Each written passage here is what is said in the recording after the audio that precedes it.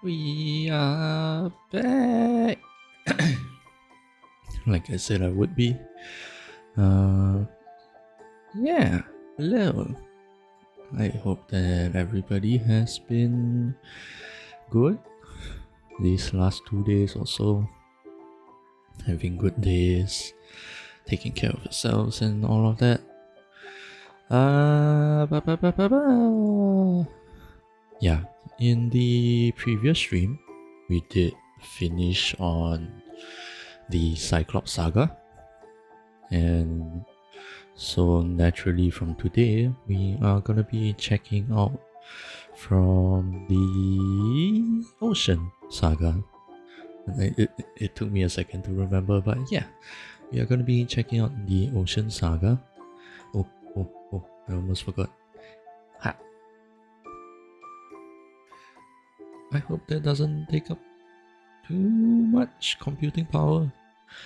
Because the previous stream I completely forgot to start recording, and yeah, I want to do that today so that I can have an easier time just editing, because I did spend quite a while editing the previous VOD. It's not done yet, but I am realizing just how much I was talking, and so because of that, I think that I will end up what's the word? I will end up splitting the stream up into individual songs, rather than just individual sagas, because I think the video will end up being too long.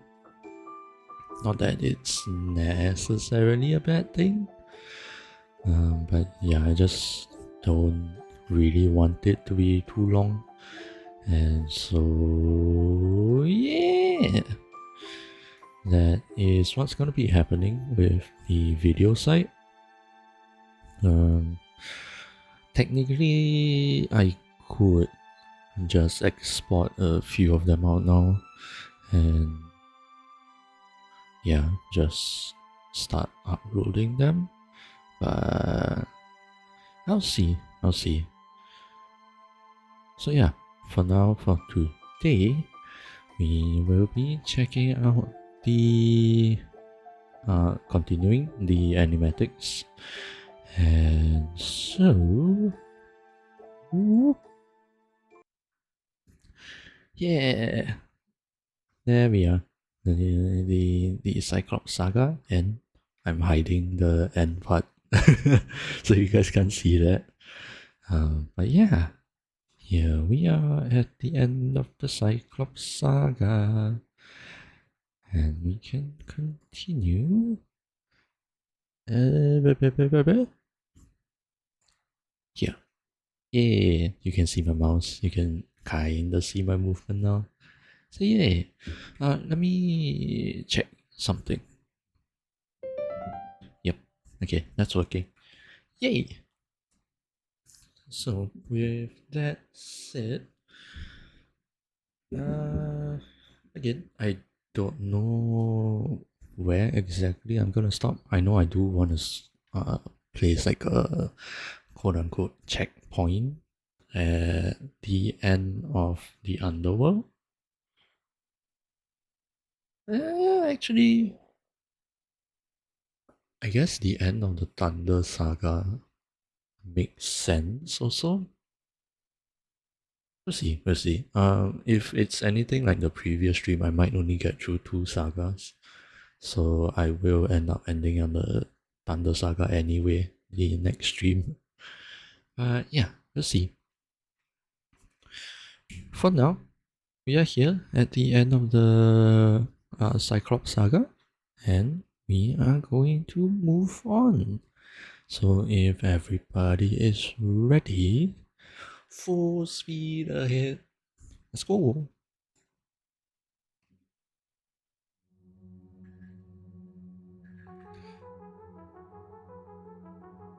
Oh, right, I forgot the volume.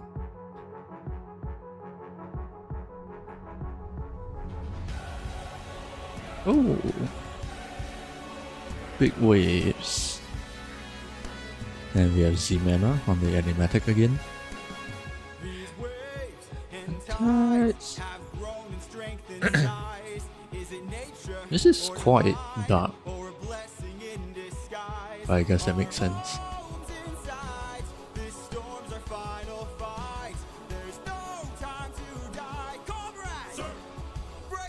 Storm.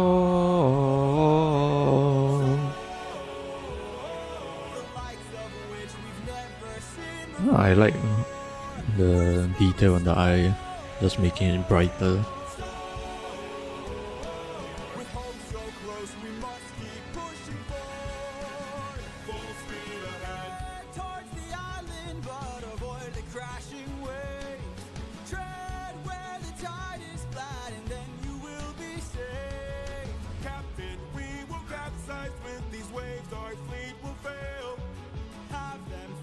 I'm noticing that there are significantly less frames. So some parts look like they're lagging, but I guess not.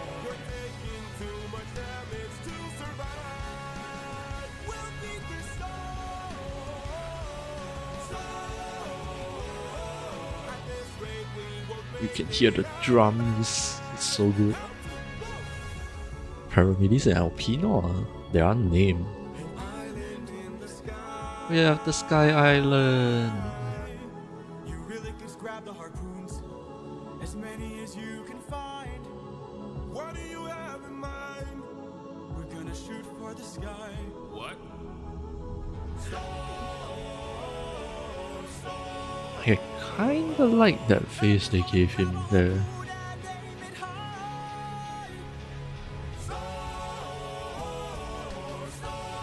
Oh, this looks like the Greek drawings.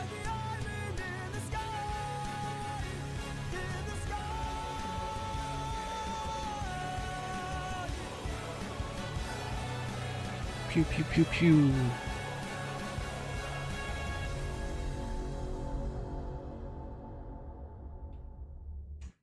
Alright, that was the end of Storm. Yeah, we are going to luck runs out. But yeah, that was lovely. Again, like I mentioned in the middle of the animatics, there are noticeably less frames, so it did kind of catch me off guard and looked kind of weird for me. But I liked it. They did also have very dark colors, so it was a little bit difficult for me to make out what was what.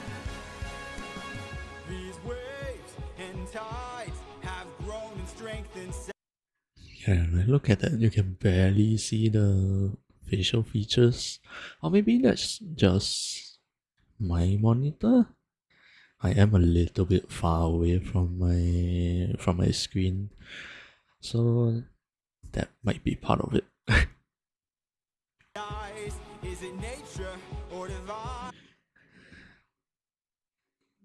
They look so cute.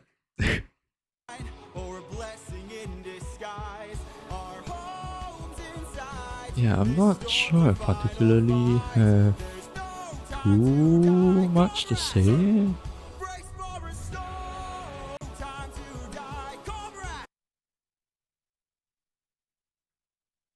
Are they all wearing skirts? Was that how the Greeks dress? I mean, I know that the Scottish people have kilts, but I'm not sure. Were they always dressed like this in the other animations? Because I know Z-Mana came in one of the earlier songs. Was it Survive? Or either Survive or Polyphemus? Anyway, I just kind of noticed that.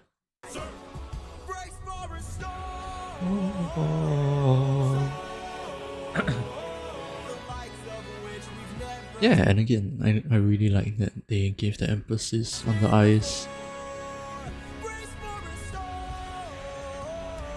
And also the lace shoes.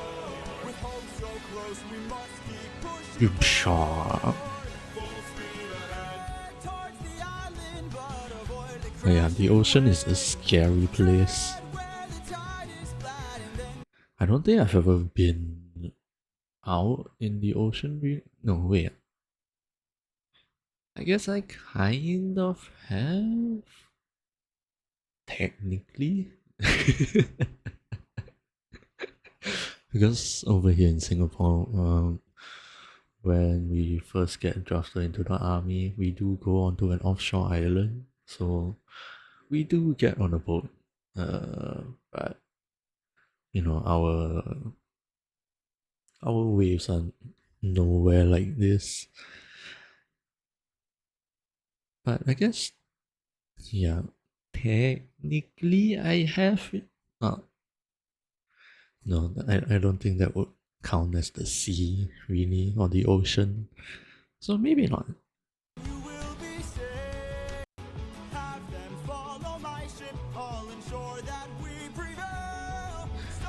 Oh yeah, that was something I wanted to talk about Odysseus's expression.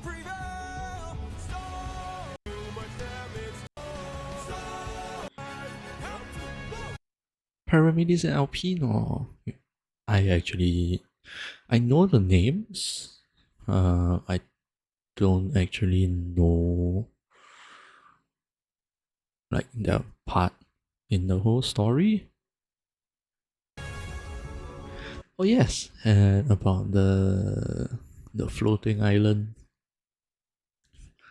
Most of you probably already know, but this was apparently a some sort of a mistake by Jorge himself, because in the story it does say that it's a floating island, and but what Homer meant was that the island was floating on water.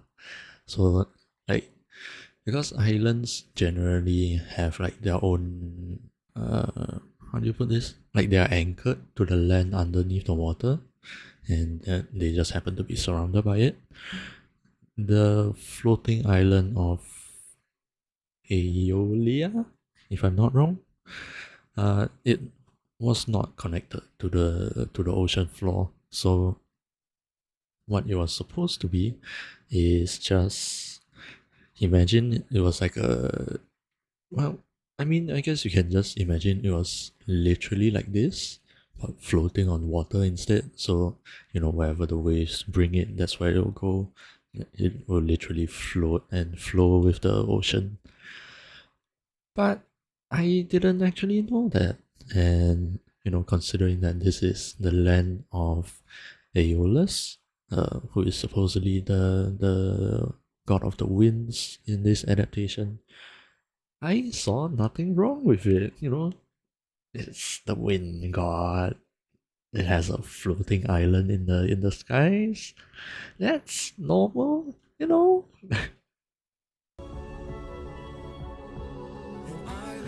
Oh yes, you can hear in the background wind instruments come in, which, you know, they don't get to Aeolus in like another two songs, but there's already what do you call that? You already get his their instrument, and yeah, again, these flutes, I think there are some clarinets and stuff like that.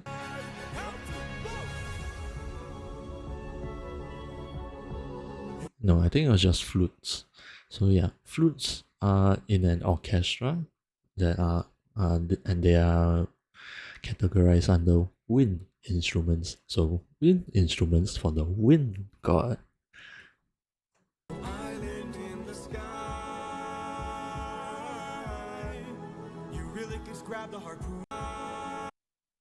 I also like this difference in the expressions. Uh, Odysseus is excited for it, but Eurylochus, based on what we know in the story, he has his doubts, reasonably so.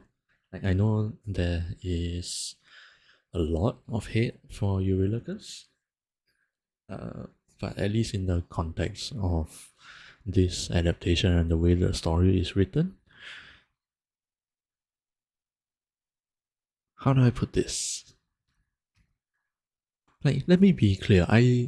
Overall, I still don't like Eurylochus, but I also cannot say that his doubts and unease are unfounded. They are reasonable things. And yeah, like initially I was just like everyone else. We know what happens later in the story. He is responsible for the like half the Odyssey. I won't get into details now. They will show it later. Uh, but yeah, initially I did pin everything on Eurylochus, like, what a dumbass, you know. But as I get to know more and more about the story itself, you know, through re-listening the whole musical, I do come to understand him a little bit better. So yeah, we will get into that later on. You really just grab the harpoons, as many as you can find. What do you have in mind? Was it here? Gonna shoot for the sky. Yes, look at that face. Does he not look like the... I don't think it has a name, but in Solo Leveling, that giant statue in the beginning, does that not look like the face? What?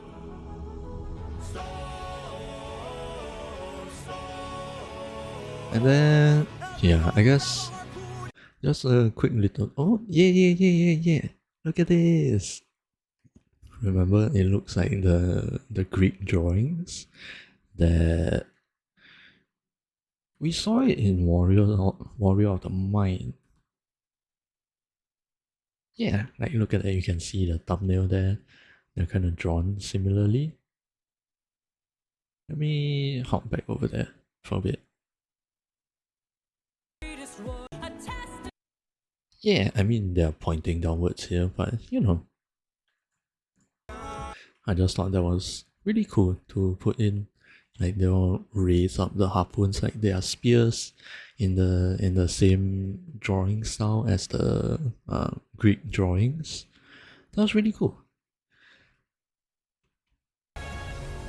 I do find it unbelievable that they will be able to throw it this far though.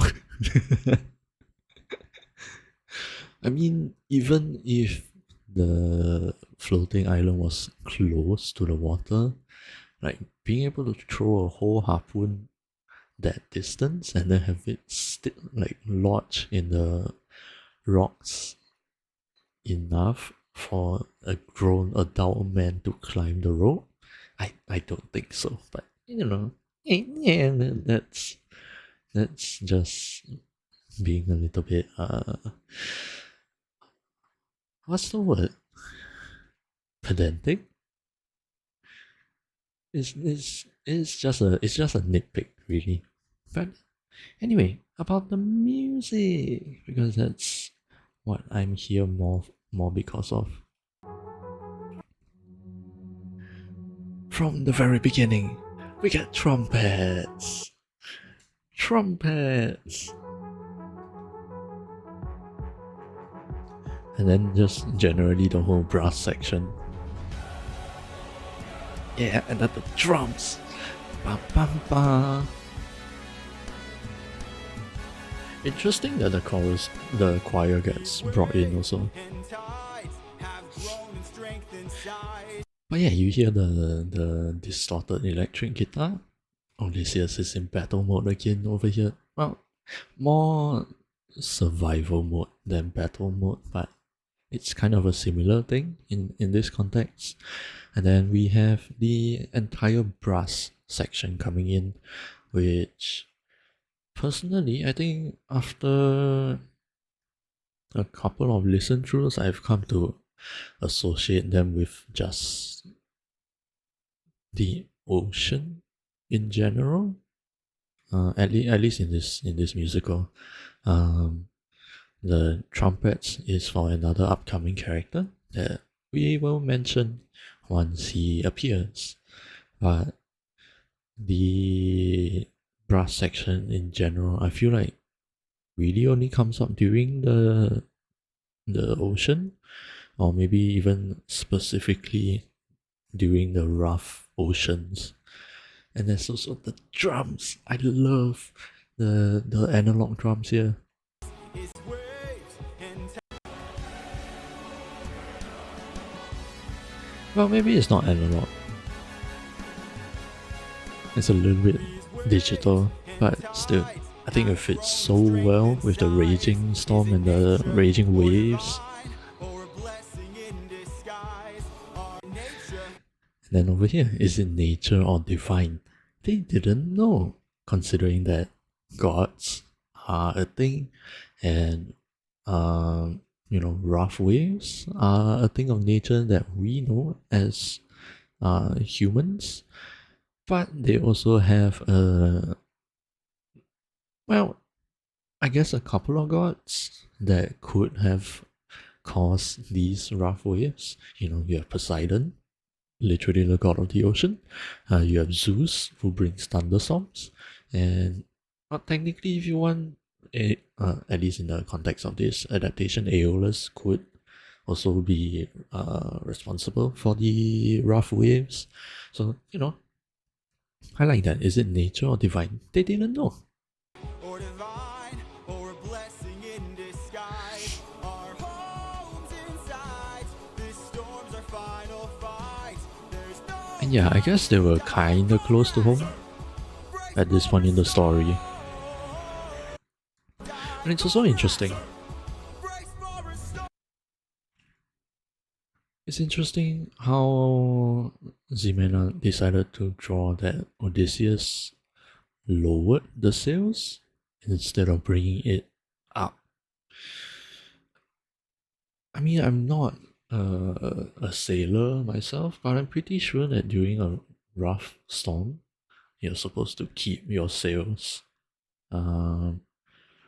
One, because the winds are so strong, it could really push you in any direction, and the sails are all up so high. With all of that resistance, you could really tilt the ship also. And then also because of when there are rough waves, it generally comes with a thunderstorm. You do not want your sails to get destroyed during a thunderstorm. That would really fuck up your sailing journey. So I thought it was interesting that they put this in. I guess in this context, they just really wanted to get home really quickly. And they're just throwing caution to the wind, literally. With hope so close, we must keep pushing forward. Full speed ahead. Towards the island. Avoid the crashing waves. Tread where the tide is flat and then Yeah, was there other have them fall. musical details that I noticed? We prevail.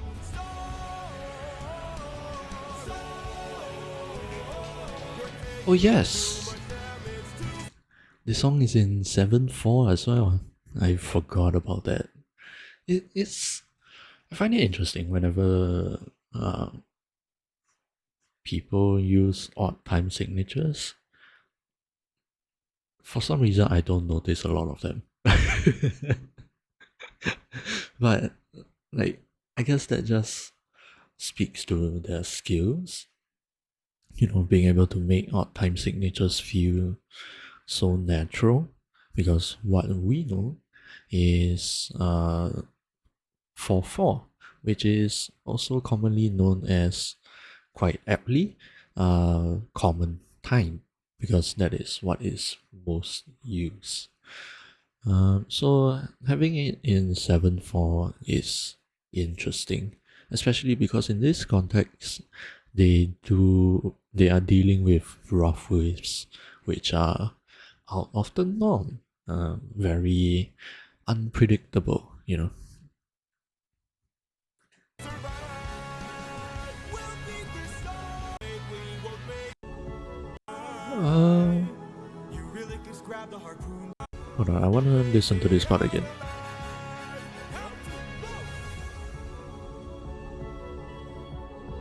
An island in the sky.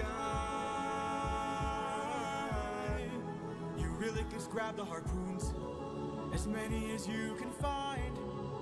Yeah, okay, so it's the flutes and some like angelic choir.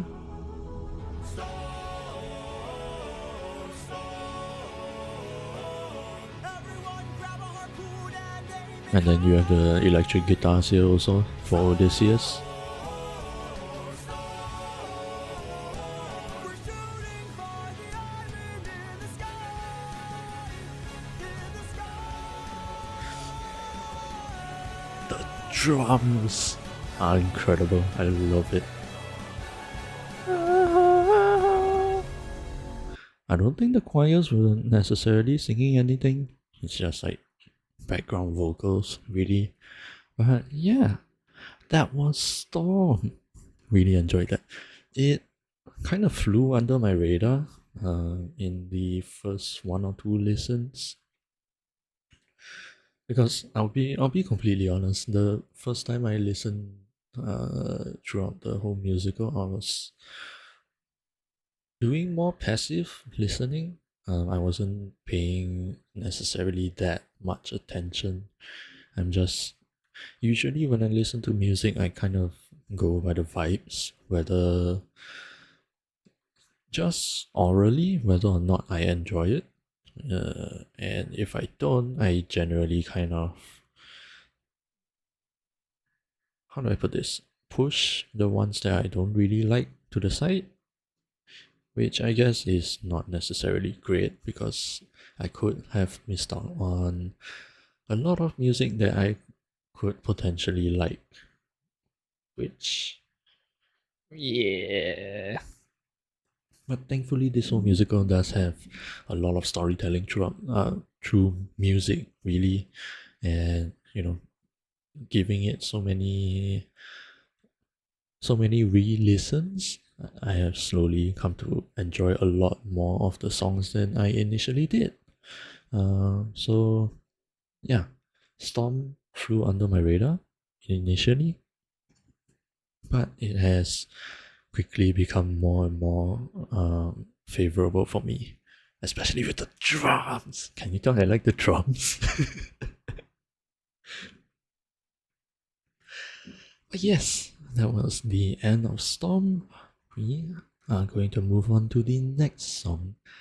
Luck Runs Out. Get ready, you're dancing. Let's go.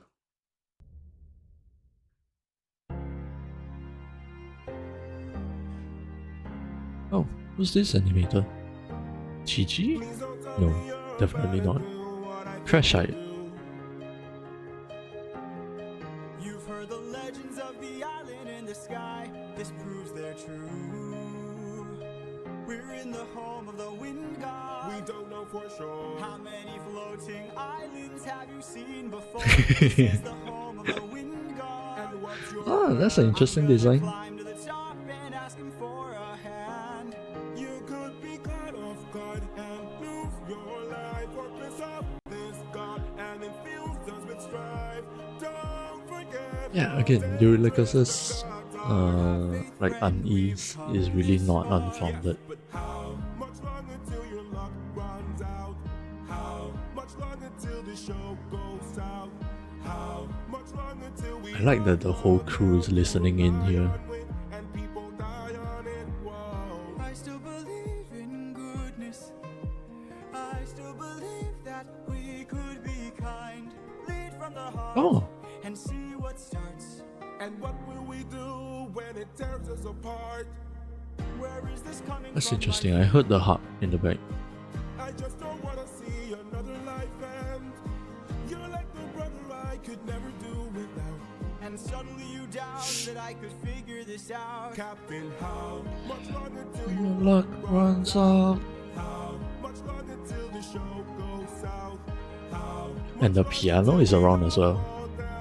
That's another thing I didn't notice. people die on it? Whoa, how much longer till the snake breaks free? How much longer The snake breaks free.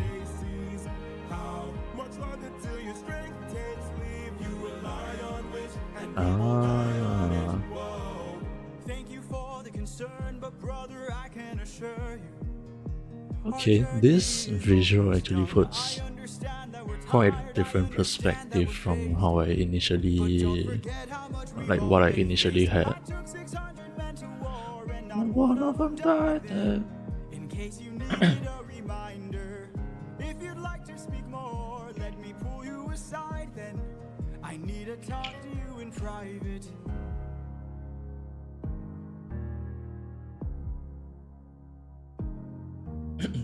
I can't have you planting seeds of doubt. I can't have you disagreeing each route. I need you to always be devout and comply with this, or we'll all die in this. Okay. Okay. I swear I've heard this somewhere before. Okay, that was Luck Runs Out. I am noticing now that I guess it's partly because I went through this whole musical multiple times by just listening to the music. So I am still paying much more attention to the music despite having the animatics right in front of my face. So I do kind of apologize for that because I'm supposed to be reacting to the animatics, but I can't help it. I'm listening to the music, and there were a couple of interesting things in the music that I noticed here. Let me listen. Let me watch or like at least skim through the animatics again. Ba, ba, ba.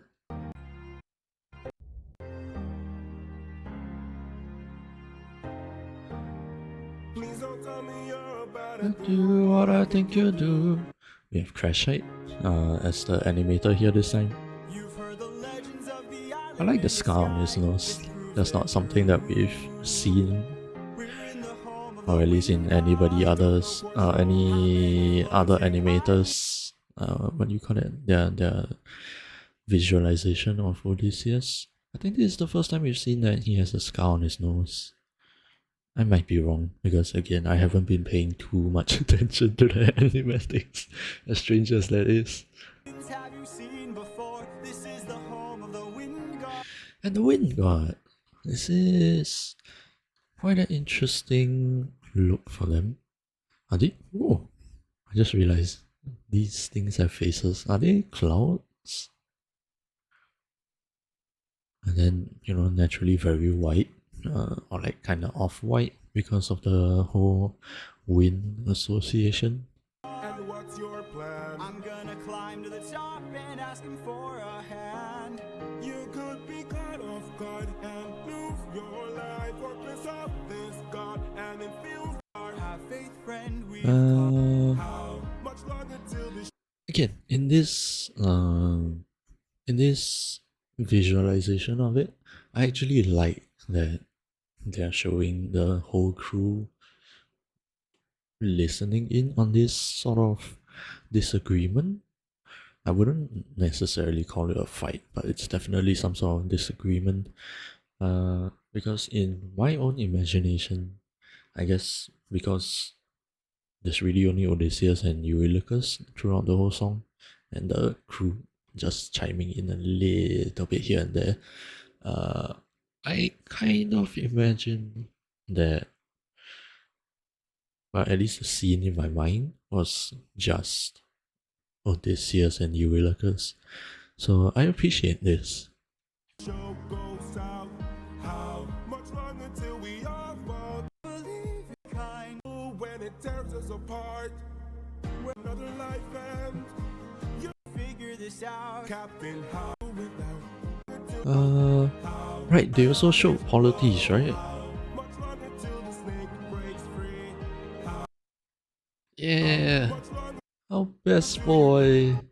We won, we're alive. I assume this is right after the Trojan War. faces. How much longer till you're straight? And the eye bags under Odysseus' eyes. When you're the Cyclops again. And again, Polities dying. Thank you for the concern, but brother, I can assure you, our journey is almost done. And I like that I he's keeping understand more that of we're tired, I a, understand that we're phased, but what's the word? He's kind of putting up a front, at least in front of the crew, because as we see, right, like over here is already a flash of it. He becomes more serious when addressing Eurylochus, and then here, when they are in private, planting seeds of doubt. he does I end can't up have you disagree. having It's much route. more serious I expressions, need you to always be devout and comply with this, or we'll all die in this. Okay. which, I mean, it makes sense. He has already lost people, and like above all, he just wants to get home. And if there are like if there's internal strife, then that just makes it all the more harder to get home, you know? And also there was something I wanted to point out about the whole polities thing. Because okay. In what was the song again? Open Arms? We saw that Odysseus was very much like his worldview in a sense was very much not in line with polities.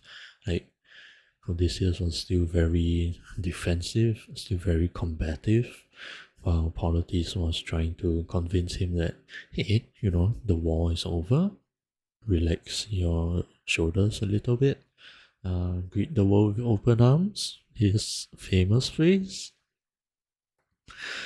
And even at the end of that song, right, he only opened up a little bit to that worldview, but ever since Polites died, suddenly he has been trying to adopt a lot more of the way that Polites sees things. So, like, you know, you can see he's trying to be very positive. You know, nothing bad is gonna happen. I can deal with this. We are all gonna be safe. You know, yada yada yada, which is quite the contrast to how he was before.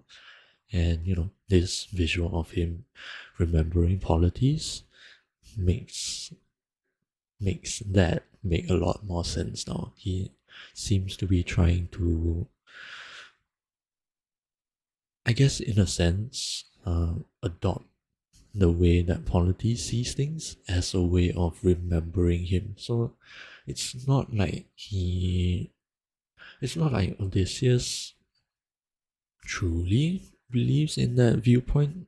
At least I don't think, because of the way that he looks here. You know, he's very serious mode, full on wanting to get home, that kind of stuff. And essentially just sort of being in a form of denial, I would say, which is quite interesting to me. I like that a lot.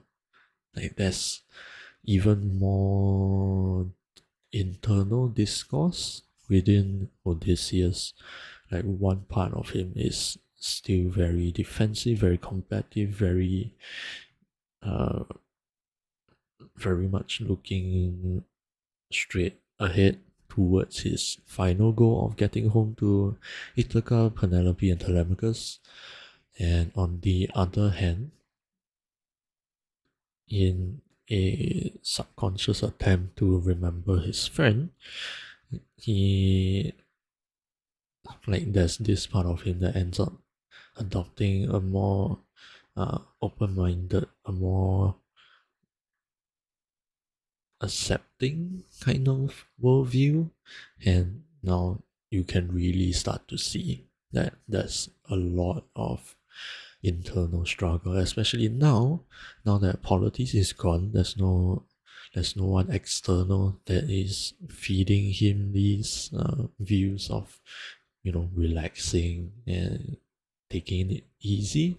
Now the external factor is all telling him, hey, be careful, you are being like kind of brash or kind of reckless, less logical. Athena has already confronted Odysseus about that, and now Eurylochus and basically the crew is also confronting Odysseus about that. So yeah, story wise and character wise, I really really like that.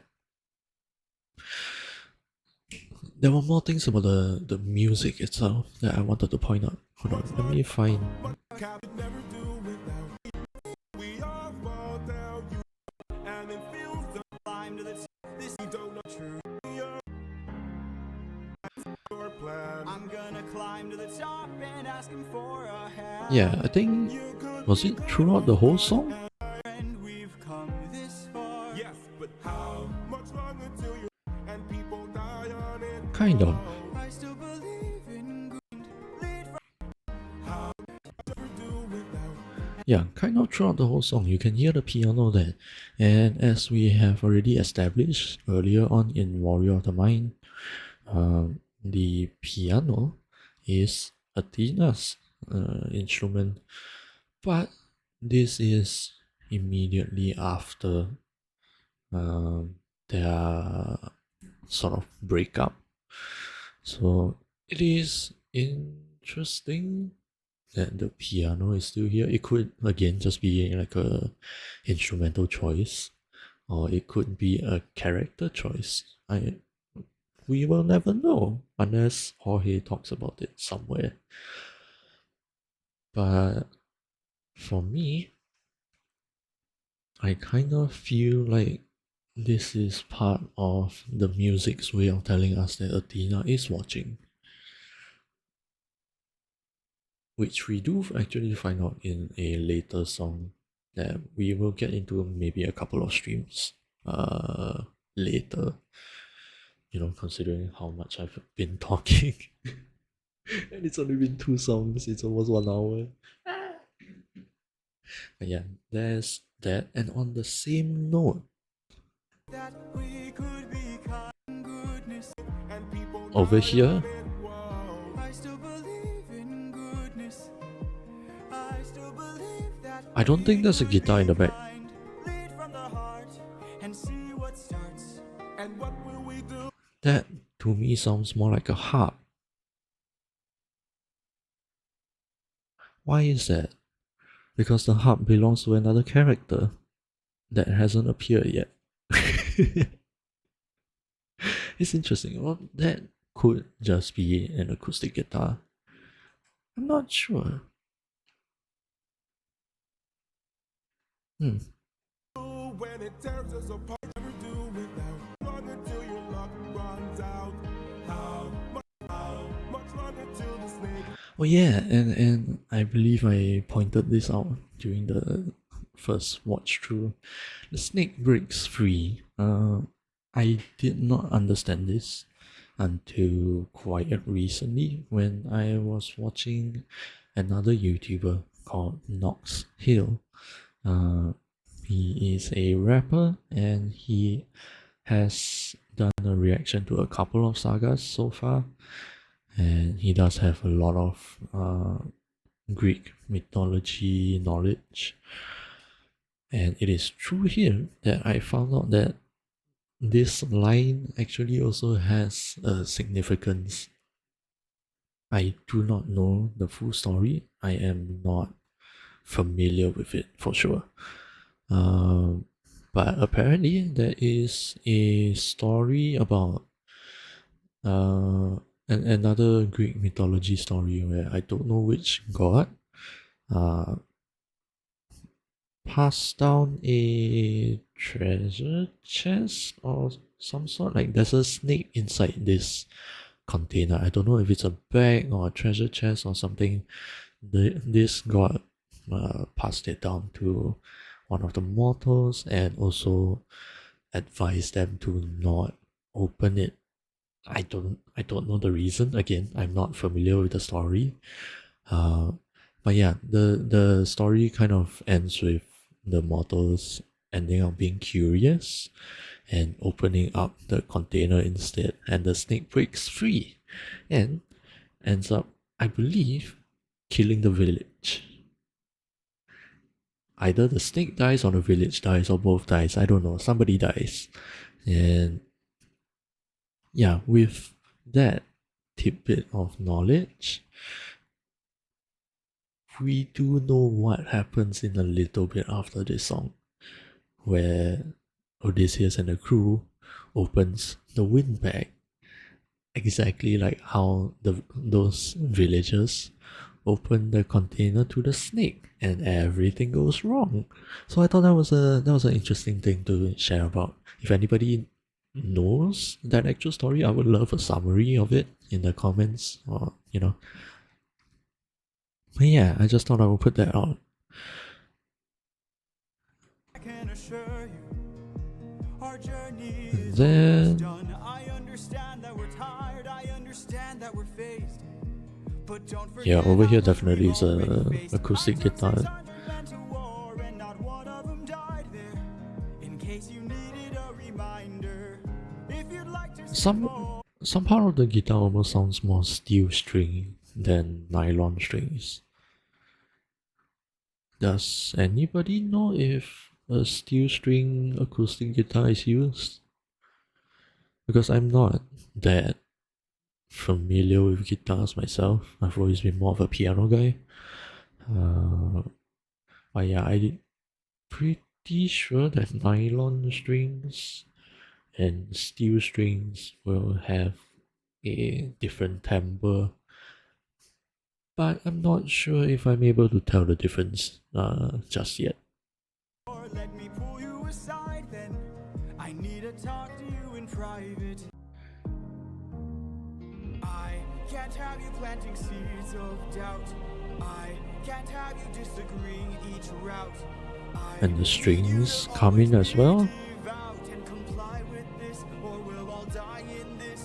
because Odysseus wants to go back to Penelope. Okay. Thank you. Oh yeah, I swear I've heard this somewhere. Ba, ba, ba, ba, ba, ba. I swear I've heard that somewhere before, but I cannot pinpoint where.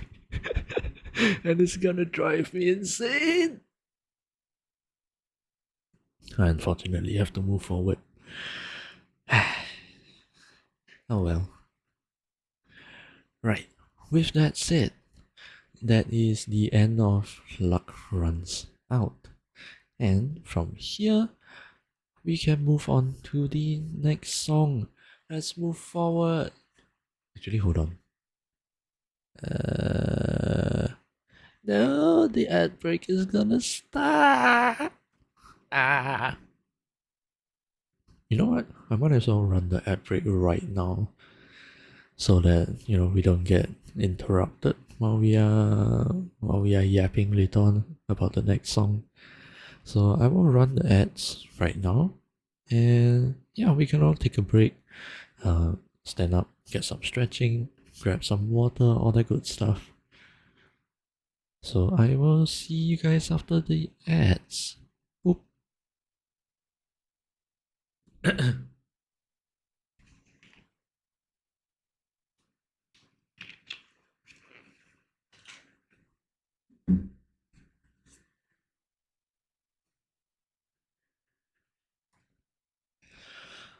Yeah, we're just gonna chill out a little bit while this is all going on.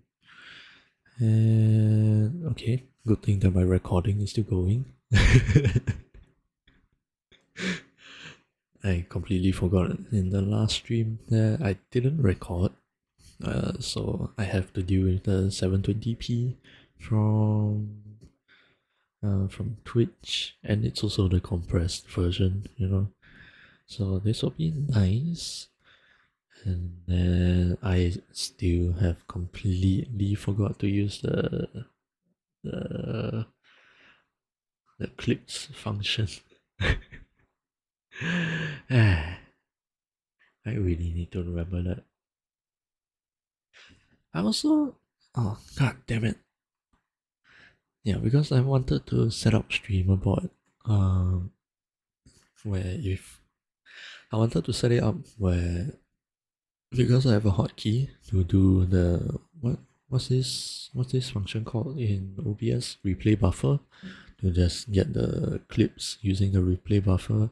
I wanted to set it up so that streamer board will also put a highlight marker on the Twitch VOD, so then it's easier for me to go back and check, because my recording didn't start at the same time as the Twitch stream. So at least there will be a marker for me to look through. So many things I forgot. I will have to do that throughout the weekends then. But yeah, the videos should be done. Well, no, I think I'm only about halfway through the first VOD. Somewhere there. Where did I last finish? Oh no, I might not even be halfway. I was only done scrubbing through until full speed ahead. And that took me all evening. I mean, to be fair, I also did rush out one shot so that I could have that posted up on TikTok.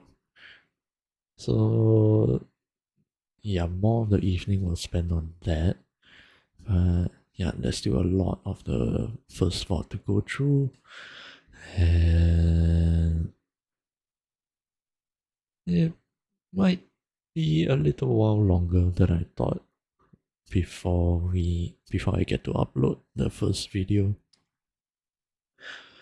I think once that ends, I can probably schedule for it to be uploaded once a day, maybe. We'll see. But now that the ads are done, we can move on to the next song, which we will see the Wind God. So if you guys are ready, let's continue.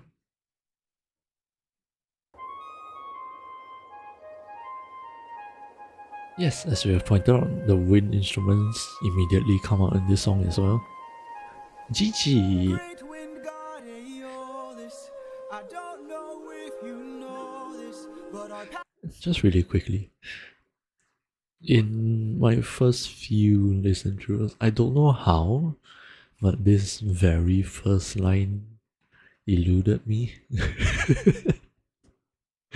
so for the longest time, I didn't know there was a wind god. I didn't know the wind god's name, and I didn't know how they got the wind back.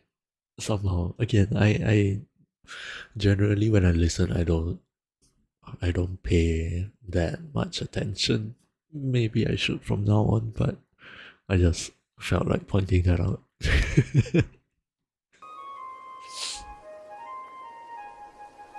great wind god Aeolus, I don't know if you know this, but our path to home is blocked by an impenetrable storm. I ask for your assistance so we Oh, that's so at cute. last can go the distance. Can you cast the perfect winds for us and aid our journey home? Ha ha ha! A very different visual interpretation of Aeolus. A game? That's what I'm serving, and if you win, you will get what you're yearning. Deal. Take a look right here at this bag. It has That bag is so wings, cute. all trapped. All you gotta do is not open this Their bag. face is on it. Too easy, what's the catch? Ha ha ha. Keep your friends close and your enemies closer. Never really know who can trust. If they wanna get the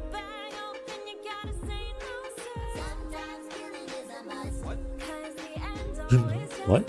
justifies the means. Friends turn to foes in Rivalries. Keep your friends close and your enemies closer. Never really know who you can trust.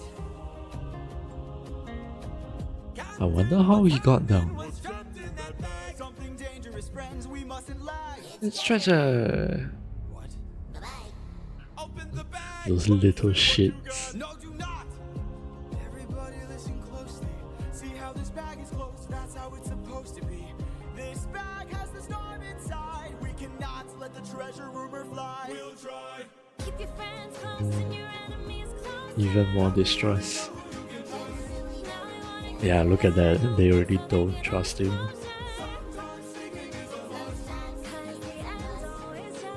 Sneaking is a I never caught that line.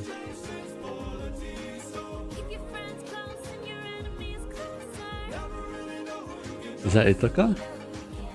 For 9 days I'll stay wide awake. trying to make it home with no storm or tidal wave. I remain Unopposed, and I can still close, and I'm getting closer to you. I can't wait to make some new memories.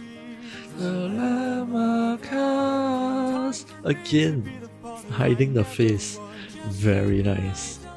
Why are my eyes and my heart and my soul so Happy.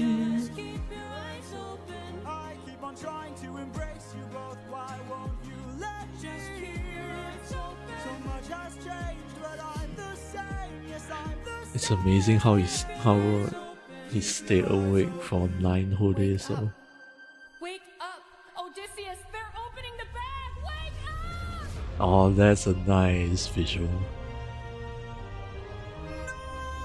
Oh, And your enemies closer. oh, and now Aeolus is so big.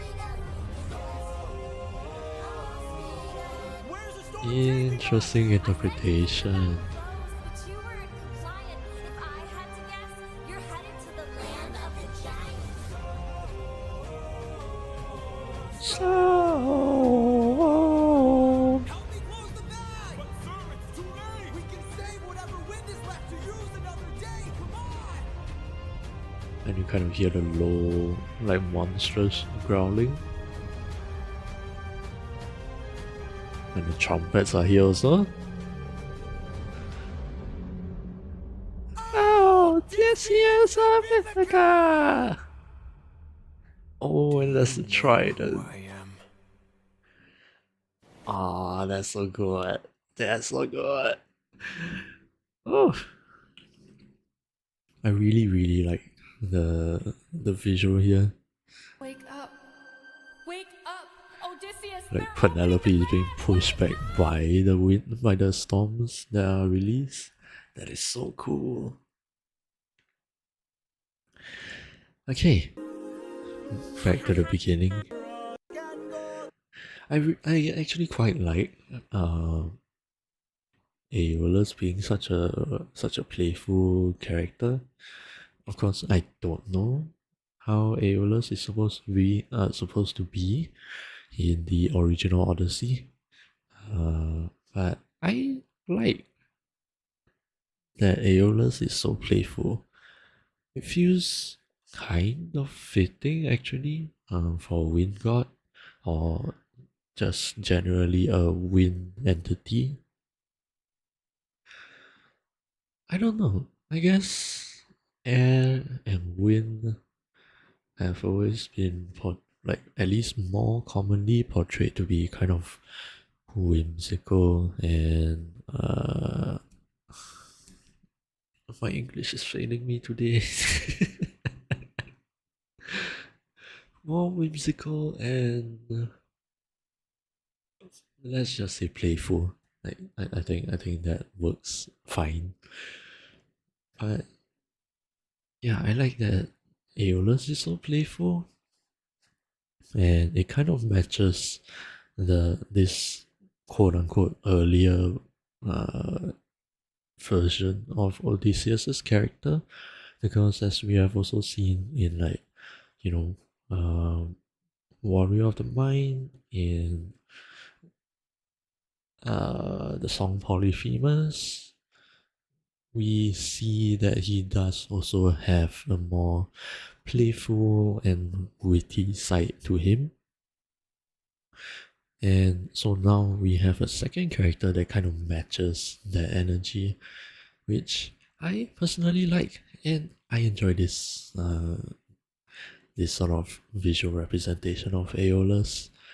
I imagine these are like fluffy clouds on the arms, and fluffy clouds for the scarf, and they're also on this wind cloud, which reminds me of Sun Wukong, because he does have the Nimbus cloud taking him around as well.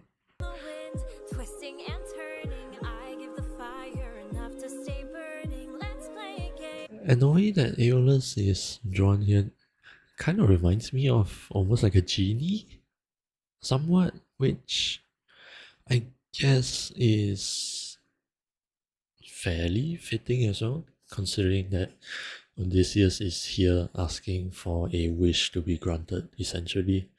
So Aeolus might as well just be a genie for them. A game. That's what right here in this bag.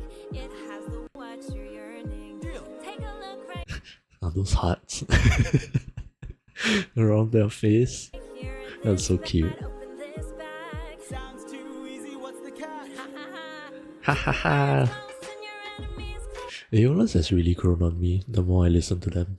The voice actor has really done so well with their voice. Initially, I did find them maybe just a bit annoying or like too playful, but I don't know. Maybe it's just because I've gotten familiar with it that the character and the voice has grown on me. Never really know who you can trust. And the Winions, so cute. They're kind of like cloud version of snowman almost. If they wanna get the bag open, you Gotta gotta say no.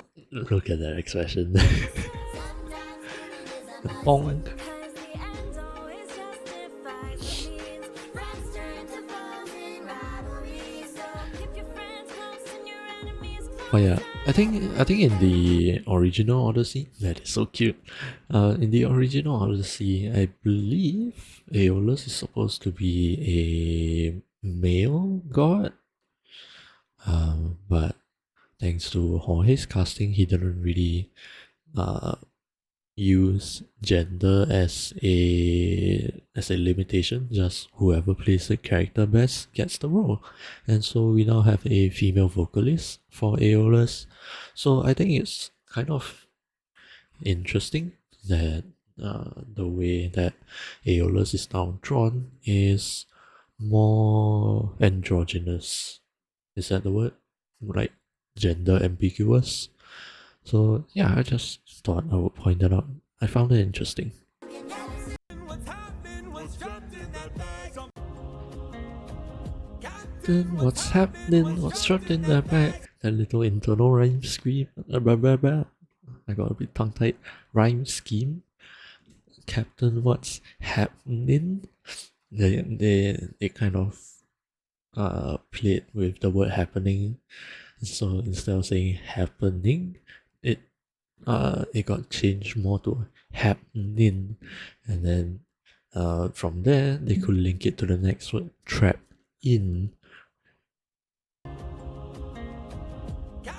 What's happening? What's trapped in?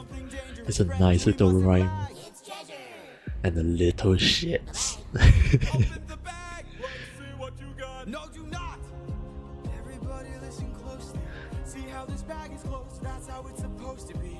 This bag has the storm inside. We cannot let the treasure rumor fly. We'll try. And yeah, something about that little part I just felt like talking about. It is.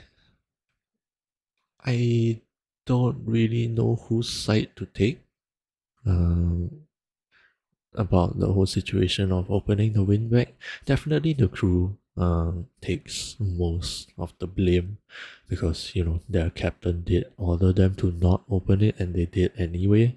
And fucked up the whole journey home. There were even a couple of comments where people were saying that at the point of opening the bag, they were close enough to smell the food on Ithaca. So, that was a really stupid fucking move on the crew. But objectively, I think Odysseus could have, like, I'm just speaking about the character. I know that how do I put this? In the sense of the musical with the limitations of the time and all, the explanation does have to be kept short. But in the context of the character, I do think that Odysseus could have explained it better, because, like, as far as we know in this whole song, Aeolus never sealed his lips, about what's inside the bag, because as a matter of fact, he was able to tell the crew that it has the storms inside. So objectively, he could have done a bit better in explaining why the bag shouldn't be open. Like, sure, it has the storms inside, but like, that's not exactly a consequence. Like, that's not going to be interpreted as a consequence of really any sort. So yeah, he really could have just said something more like, it has the storm inside. If we open this, the storms are likely gonna push us away from home, which goes against our whole objective at this point. And I think that would have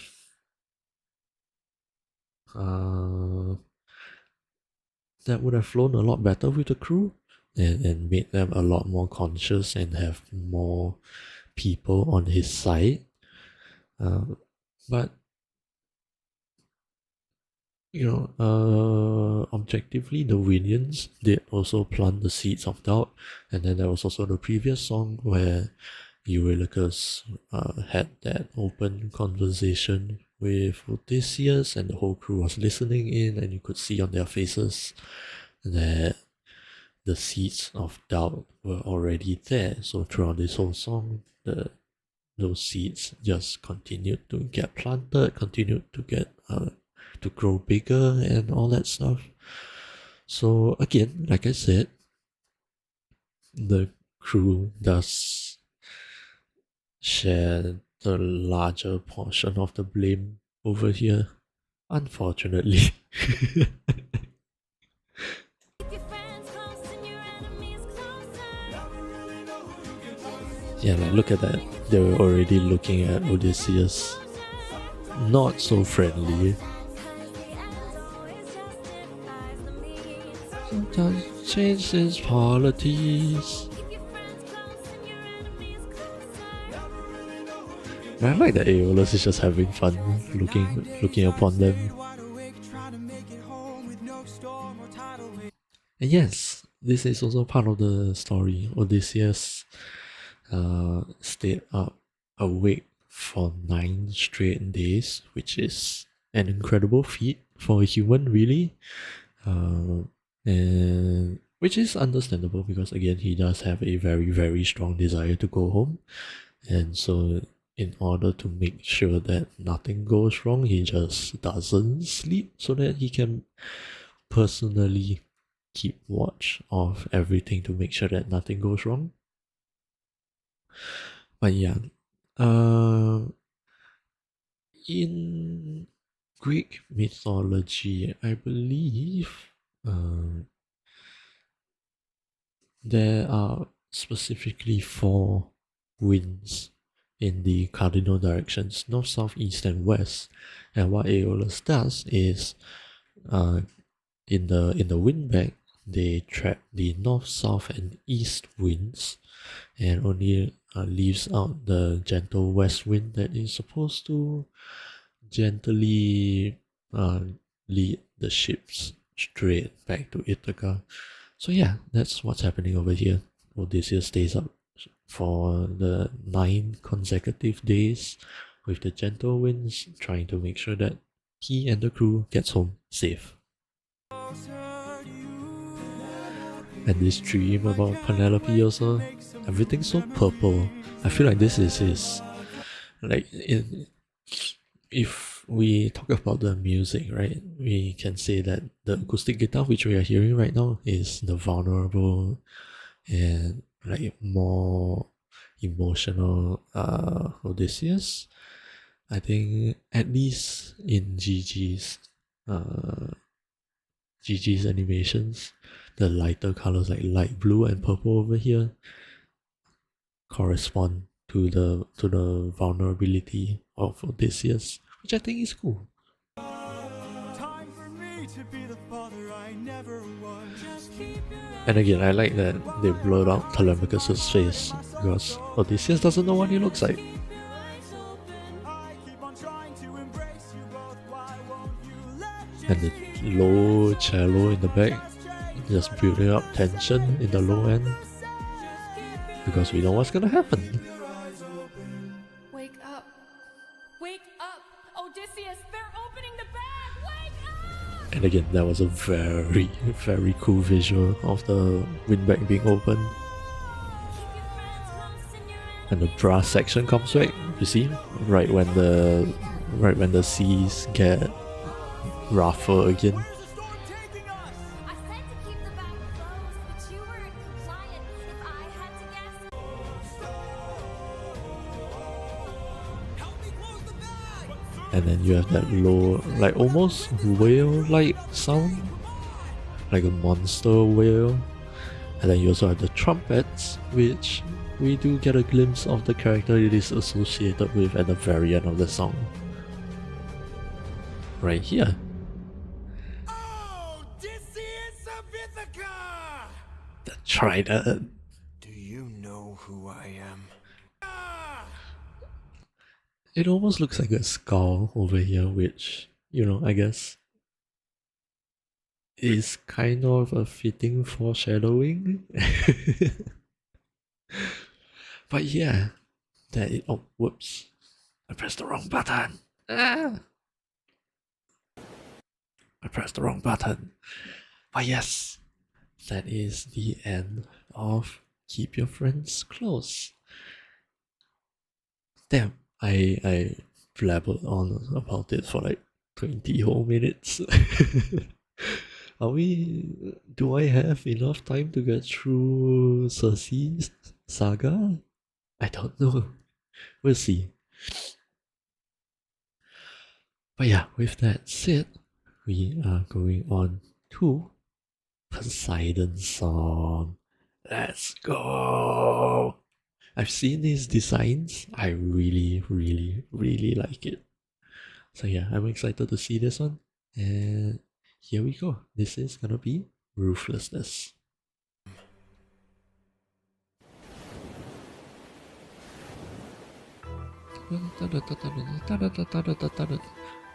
Oh, I like that. There's a horse. Is that his symbol animal? And the way he just kind of claws his way out of the ocean. Oh, that's sick. Poseidon, That's sick. all my years of living. That water arm on his right. That I get pissed off. I try to chill with the waves, but damn, you crossed the line. Wait, who was the animator? Very often I forgot to pay attention to that.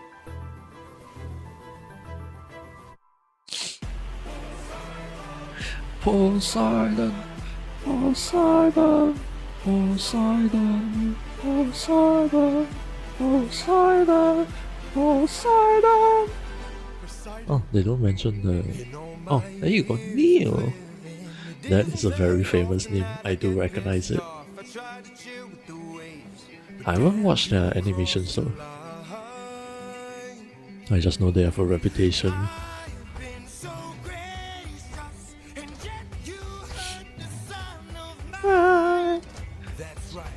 The Cyclops you may blind is mine. I'm left without a Oh, I want to look at that pendant medallion thing he showed off.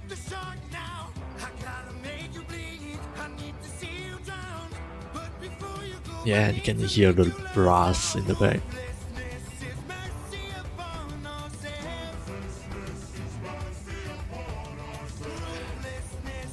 Mercy upon ourselves. And the windbag. No! The windbag. They're not even great.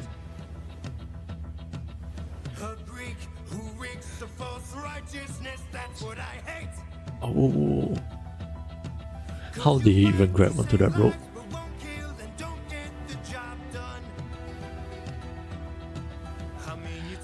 Could have avoided all this, but you just killed my son. Oh, was that a Cyclops? Never let him live.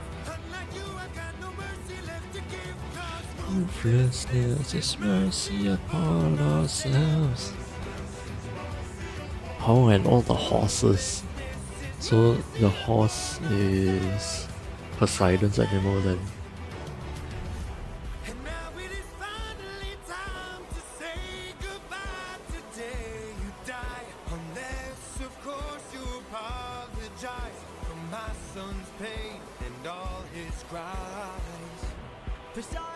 But no harm. Disarm him. We took no pleasure in his pain. We only We wanted to escape. the line between Naivety and hopefulness is almost invisible. close your heart. The world This is such a good song.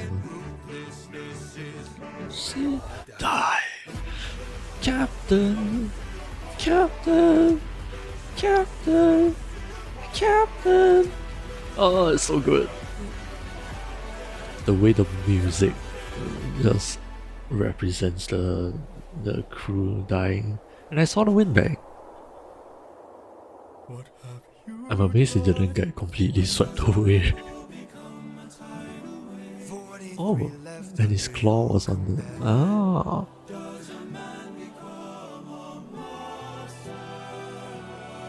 Oh, the destruction. And his trident. the monster that always draws near? The windbag. Any last words? All I gotta do is open this bag. Oh, he just straight up cuts it open. Interesting.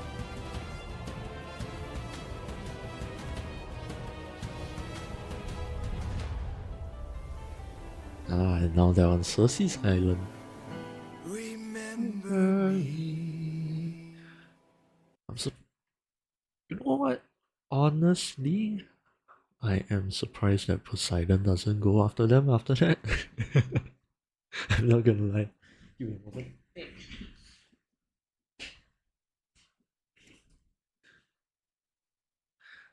I mean, the drawings aside, I am surprised that they managed to get away so easily from Poseidon. I mean, I guess that could be like from a story standpoint, you know, if Poseidon really chases them down, then like that would literally be the end of the crew. So I guess. But yeah, that was ruthlessness. I really like this animation here. Yeah, like right here. Boom. And the way he crawls out of the ocean here. And look at that. He's literally holding on onto the water and like pushing himself up. That is sick. And then his arm. His arm. That is so fucking sick. Look at that. Oh, I never would have imagined that. Like, I've always imagined Poseidon to be just fully humanoid. You know, except that he has the signature trident and his control over the waves. But I love this interpretation of it. The fact that he has one whole arm made out of solid water, pretty much. Poseidon. And in a claw shape as well. Years of living, it isn't very often that I get pissed off. I try to I call Cap. damn you crossed the I'm pretty sure Poseidon is one of the most vengeful gods out of all of the Greek gods. line. I've been so gracious, and yet you Yeah, and then him blocking the waves. That's right, the Cyclops you made blind. I want to see this. Is that supposed to be Cyclops' eye? Not like just carved in the shape of one?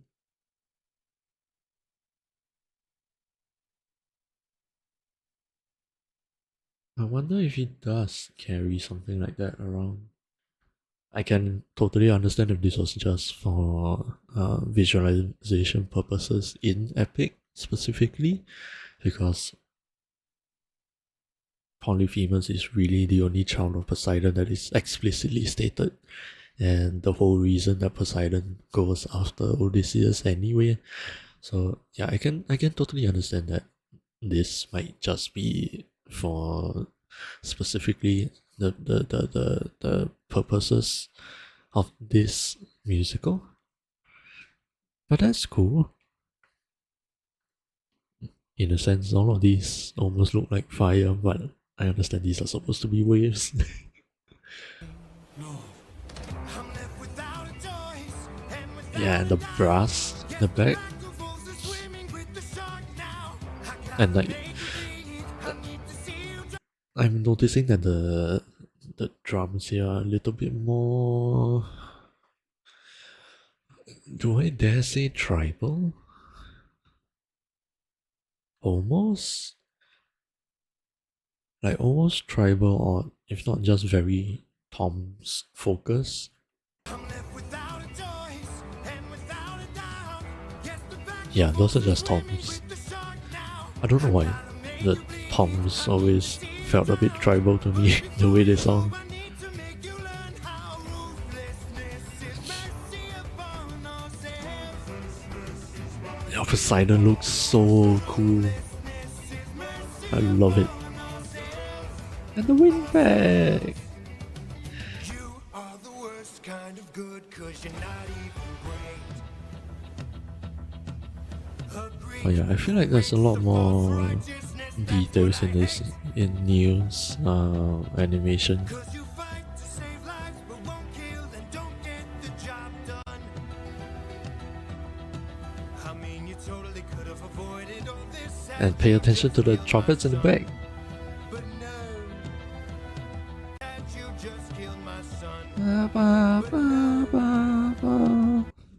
are the notes?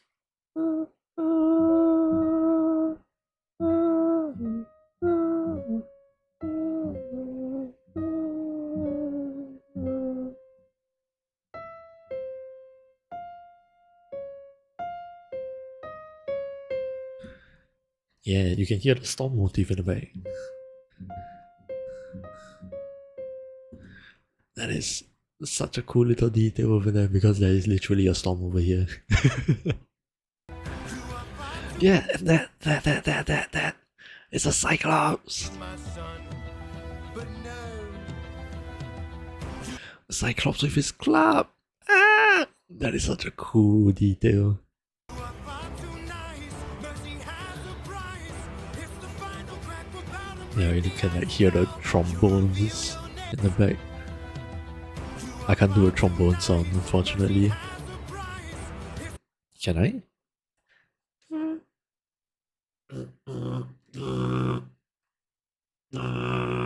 Yeah, I can. The final crack without a break the ice now. You reveal your name, then you let him leave. Unlike you, no mercy left to I can't.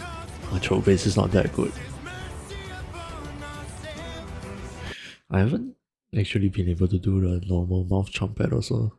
I know there are various ways to do it. I can't do any of them. Like, which ones can I do? What sounds can I do?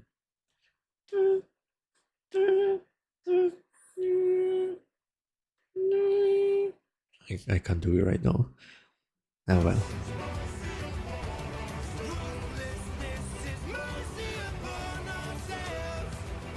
But yeah, I also really like this. Look at that. That is sick.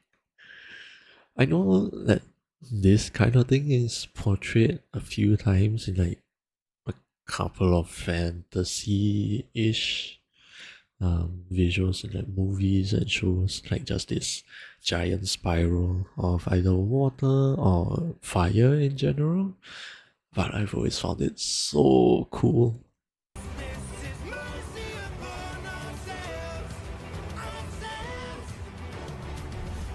And now it is finally time to say goodbye today. You die unless, of course, you apologize for my I've never noticed this, like, I don't know what electronical instrument it is, but it has a lot of white noise.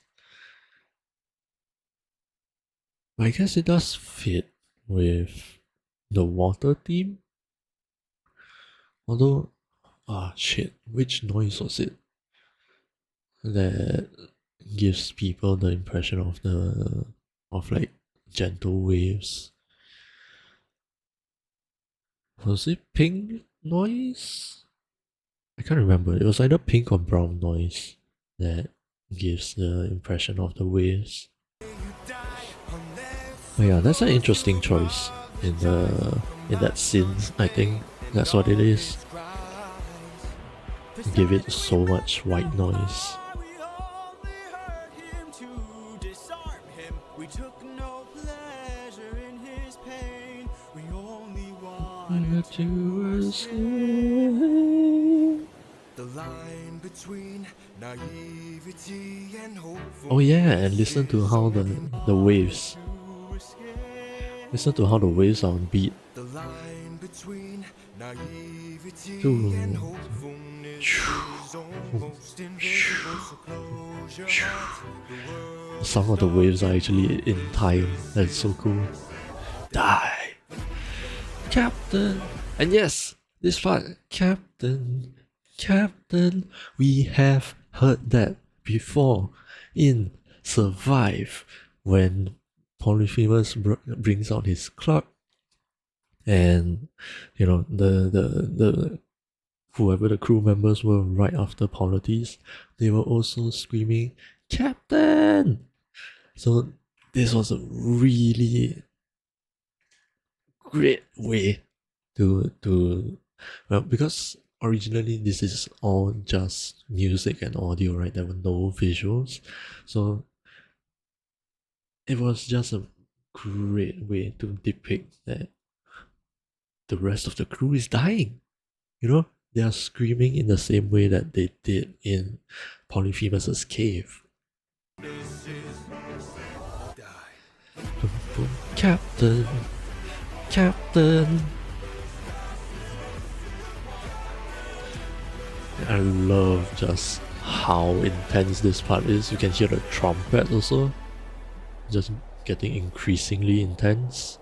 And again, I don't know if I explicitly pointed this out earlier, but the trumpets are tied to Poseidon. What have you done? When does a ripple become And you can hear the guitar here now, the acoustic guitar, because Odysseus is now more emotional, more vulnerable at the loss of his crewmates. And then there's the callback to Just a Man. What have you done? When does a ripple become a tidal wave? 43 left under your command. And then we also get an explicit number to how much of the crew is left with Odysseus. The man become a monster. Ahaha!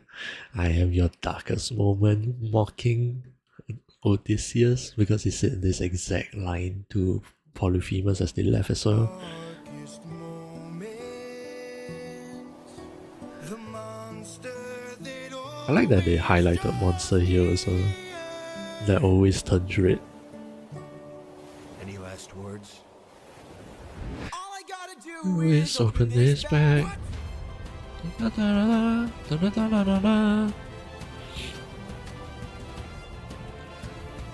Interesting choice to use the trumpets here.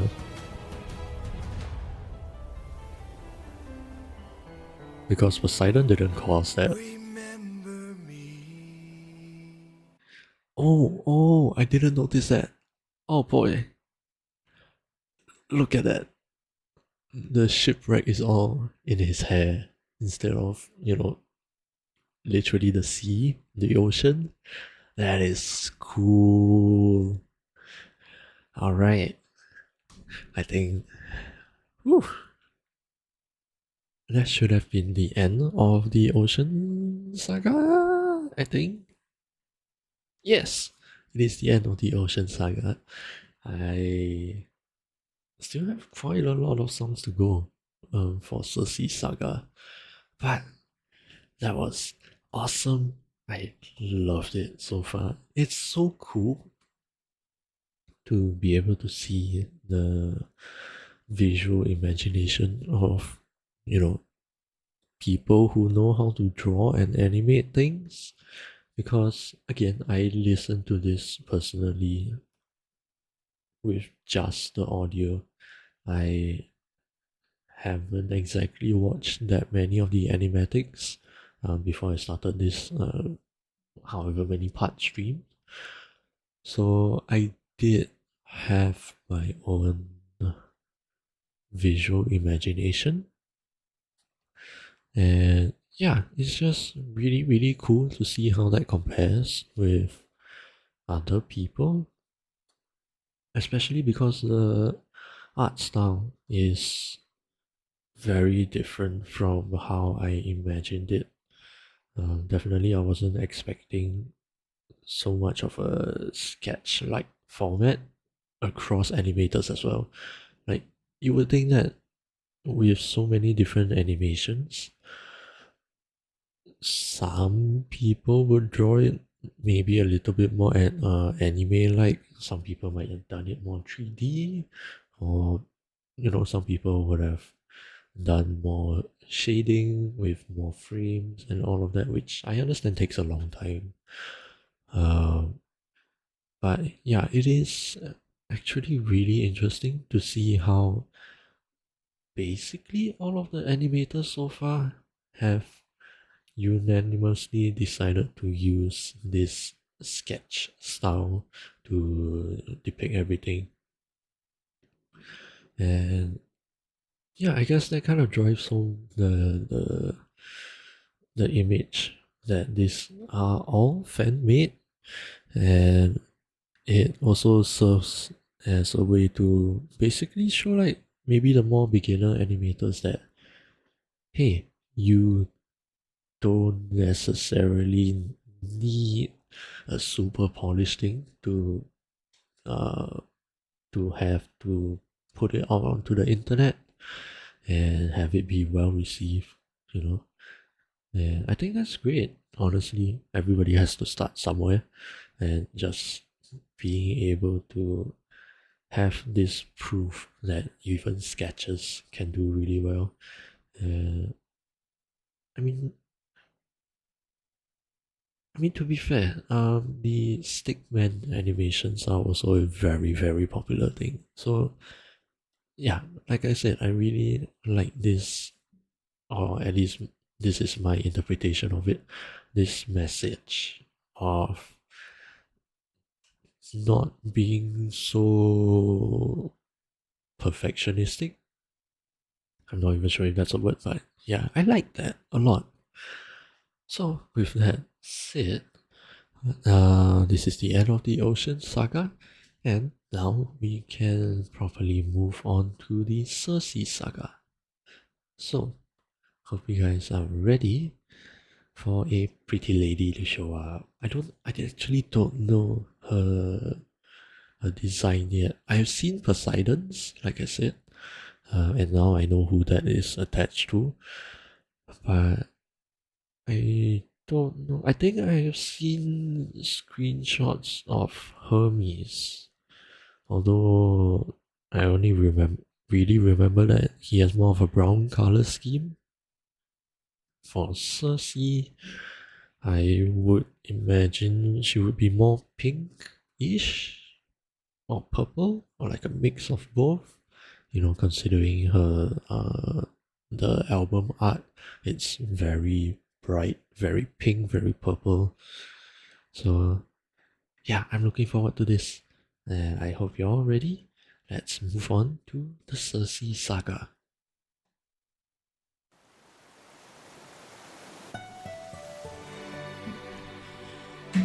Right from the beginning, Polities!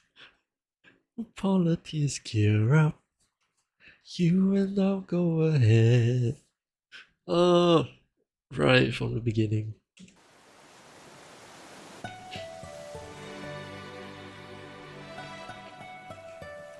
And these beautiful strings.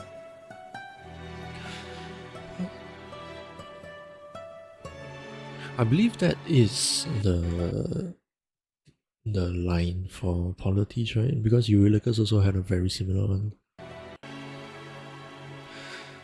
We should find a way and no one ends up dead. Something like that. Anyway. Captain, I have something that I I must confess.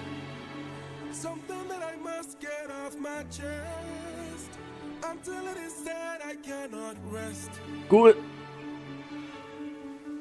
Captain, you really Let it must eat up your promise consciousness. this island is secure. But Captain, there's only so much left we can endure. Whatever you need to say can wait some more. Of that I'm sure. Okay.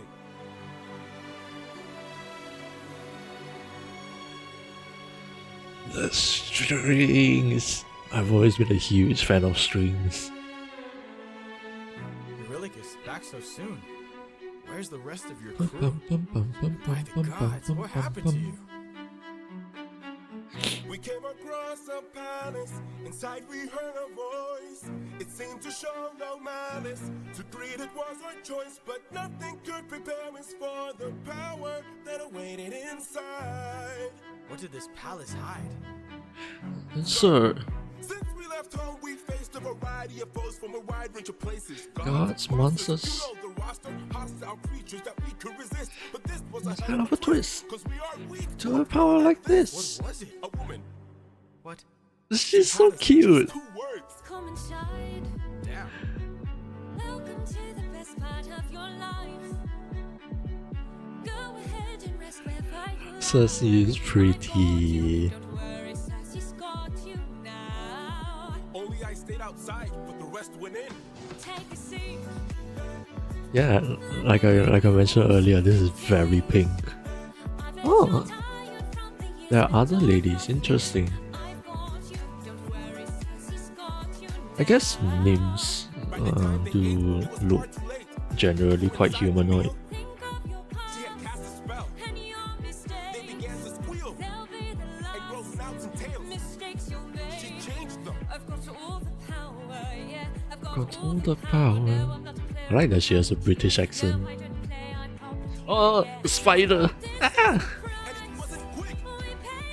She turned our men The world is not from men to pigs. Never She care. changed them. I've got all the power, yeah. I've got all the power. No, I'm not a I wonder if player, they're still conscious as pigs. I'm property, yeah. We have to go save them. Like they still have human understanding.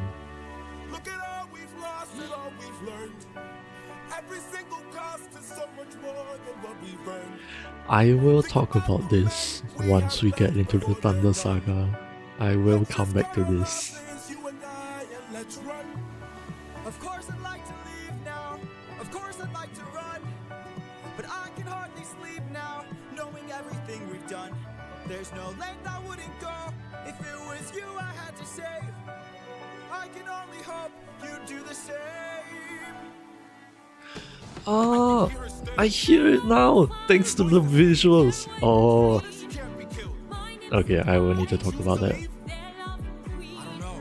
I've got all the power, yeah. I've got all the power. No, I'm not a player, I'm a puppeteer. No, I don't play, I puppeteer. She's a Yeah. clever witch. This is the Cersei looks so bubbly actually.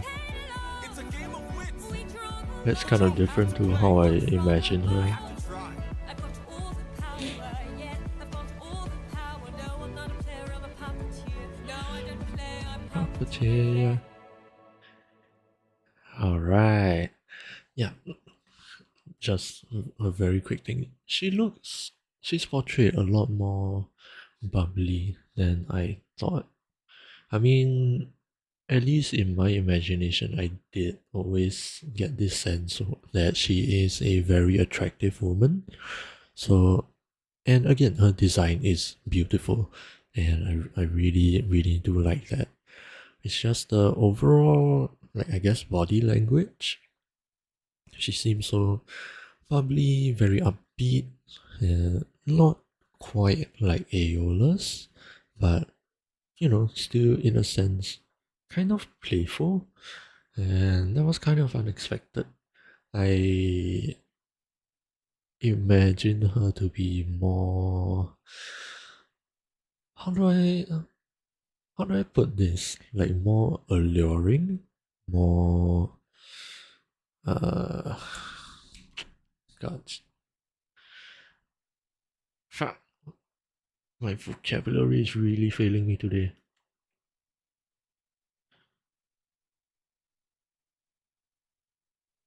How do I put this? Like I imagine that she would have a lot of more mature womanly attraction rather than a more bubbly, upbeat kind of personality. So that was interesting to see.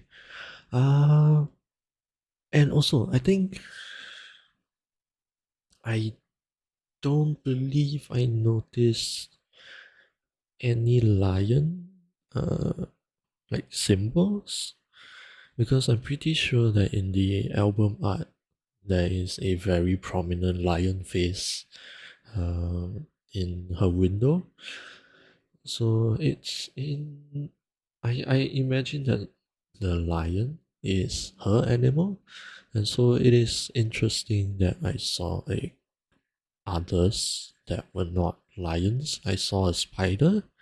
I saw a deer or an antler, something along those lines. And then I believe I saw a snake. So, yeah, that's interesting to see. But yeah, I was right about the whole thing being more pink, pink and purple-ish. We came across to create it was like we left us to power like this. sunshine. Yeah. And I wanted to look at the palace again. We came across a palace. Inside we heard a voice. Big flower symbol here. This almost looks animal-like, almost. And what are these? A bear, maybe? Very. I like the look of this. It's quite in line with at least what I know of more ancient buildings. So yeah, would I call this a palace? I'm not sure. I guess what I have in mind is closer to what a castle would look like.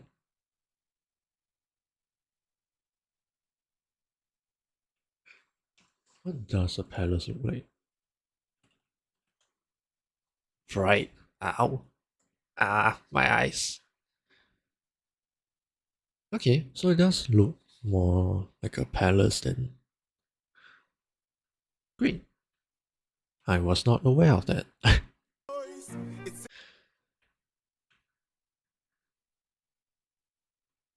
I want to look at the design more. I think there's like a flower kind of attachment very long hair braided. And again, she looks very pretty, exactly like how I imagine she would be. I'm not sure what this is. Damn.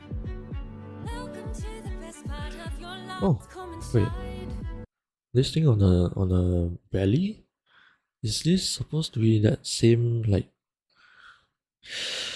I've seen it in drawings before. Is it like a grass crown thing? Because Poseidon had it, and then during the, what's the word, ordination of Odysseus as the king, there was this similar pattern thingy, like a grass crown that's put on his head also. And I believe that is something that is common in Greek. Greek grass crown.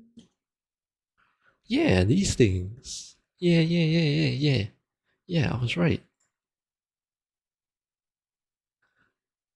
Yeah, this looks like the design that is on her, which is interesting that they put it on the belly. I wonder if that's supposed to be an inspiration from Succubus. I'm not sure, because I imagine it would be on the head instead. But yeah, I just thought it was interesting that they decided to put this on the belly instead. Damn. Go ahead and rest wherever you like. I've got you. Don't worry, Sassy's got you now. And you know, it is very understandable that the men will be very weak to a pretty woman.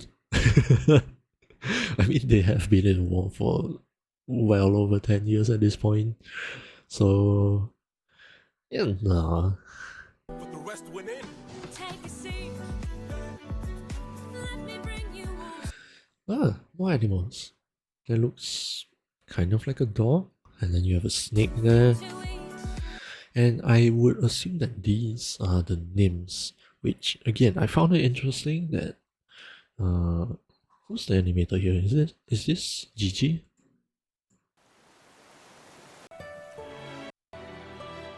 Yes, Gigi. Yeah, I found it very interesting that they are drawn so human-like, because I'm pretty sure that Circe is surrounded by nymphs,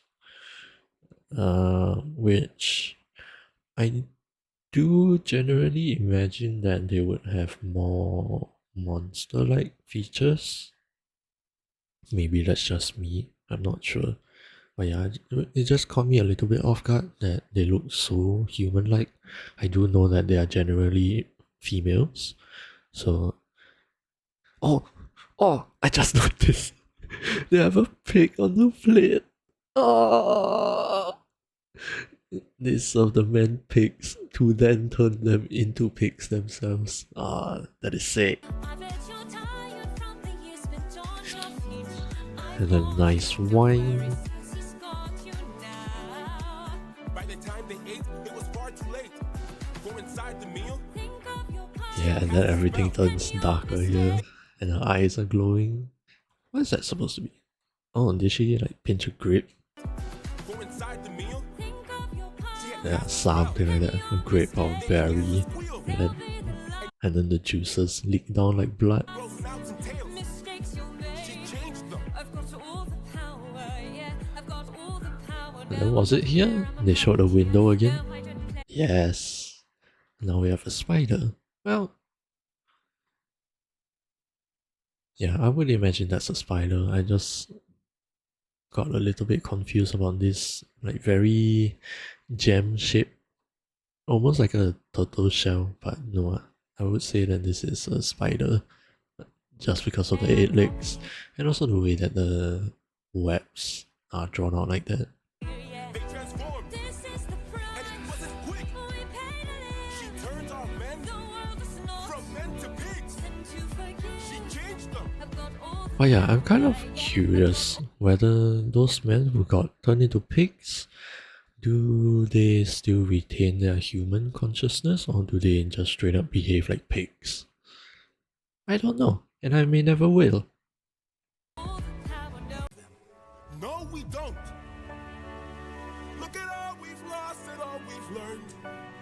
And there was something here. So much more than what we've earned. Think about the men we have left before There was something here I finally noticed. cut our losses, you and I, and let's run. Of course I'd like to leave now. Of course I'd like to run. But I can hardly sleep now, knowing everything we've done. There's no length I wouldn't go if it Yes! was you I had to save. I can only Yes! Oh my god, it took me so long because I've seen a video about pointing this out, but I never heard it myself. It took an animation to help me hear it. But here, new character. And the reason I got so excited about finally hearing it is because in the background, when Odysseus starts talking, Of course I'd like to leave now. Of course I'd like to run. But I can hardly sleep now, hold on. knowing everything we've done. There's no length I Then there's a harp playing in the background. Hold on. Can I get the notes? But I can hardly sleep now, knowing everything we've done. There's no length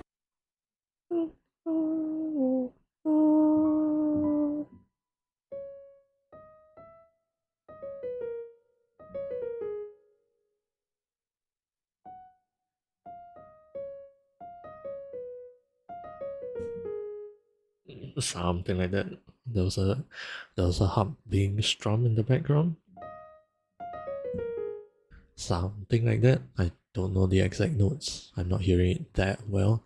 But the harps and a new character over here. Somebody is listening in on Odysseus and spying between this conversation. I finally noticed it. Yes! We are going to see this character in the next song. And that is why I'm so excited. There's a detail I finally noticed. And then also, Circe's instruments. As you guys might have noticed, it is very string based as well. Just like Penelope. And I mean, there are really only so many instruments that Jorge can choose from, especially if you want such a graceful sound. The difference is, right, because I know that Penelope has the viola specifically, but to be more exact, she has the viola and the string ensemble as the backup. With Circe, it is more of just the string ensemble, and then there's a difference between them as well that you can like tell the difference between Penelope and Circe just musically alone, because Penelope's instruments play them more legato, which means that the notes are more joined, so kind of like this.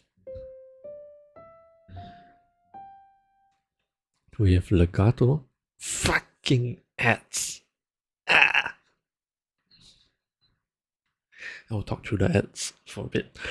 With legato, because this is going to be uploaded onto YouTube anyway, with legato, the notes are more joined together, so even just between these two notes, when you play notes in a legato fashion, there would be no gaps in between. So you would normally play, so now over here it's C and D. You would press D first, so here's C, and then D first before you let go of C, so that it kind of slides into each other. But with Circe, her strings are played more staccato, which is very short and jumpy. So instead of you get, and that's how you differentiate between them with the string instruments.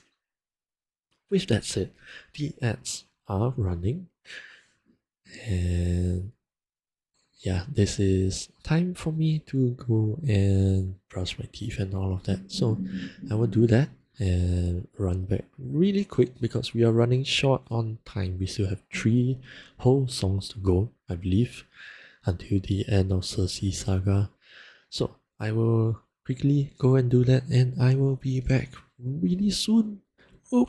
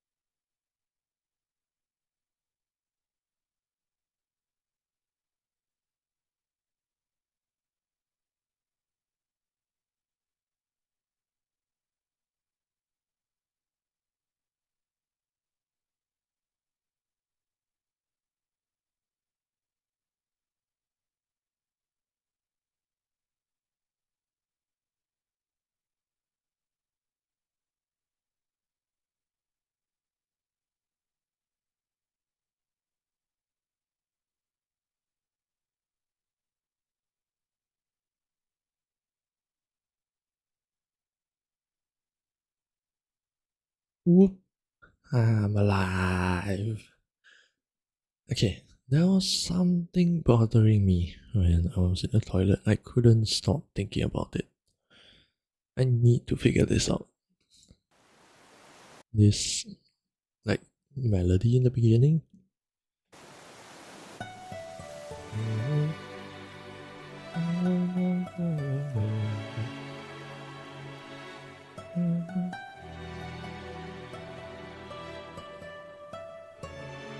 No, it's not. Hold on, let me compare it. They will lead us to land. They will hunt for food my second. No, wait.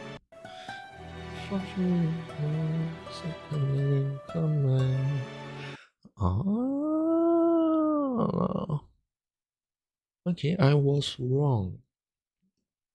This seems to fit much, much better with the line where Odysseus is actually talking to Eurylochus instead.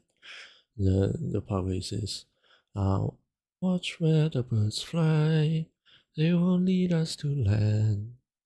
They will hunt for food, my second in command. It fits a lot better with that, and it makes sense because here Eurylochus speaks to Odysseus, so it makes a lot more sense for that line to be the one that is associated with Eurylochus than it does to Polites. Even though that is still very, very heartbreaking, that they are still very similar, and Polites does get reminded anyway, thanks to this melody motif thing. But yeah, I just really wanted to get that out of my system because it was bothering me the whole time I was brushing my teeth.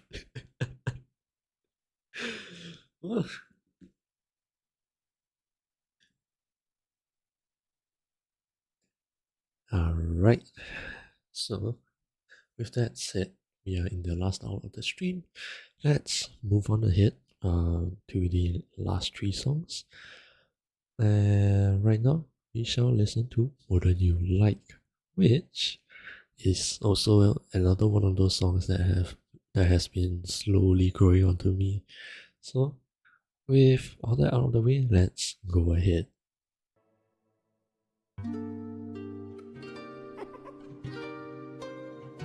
A different animator?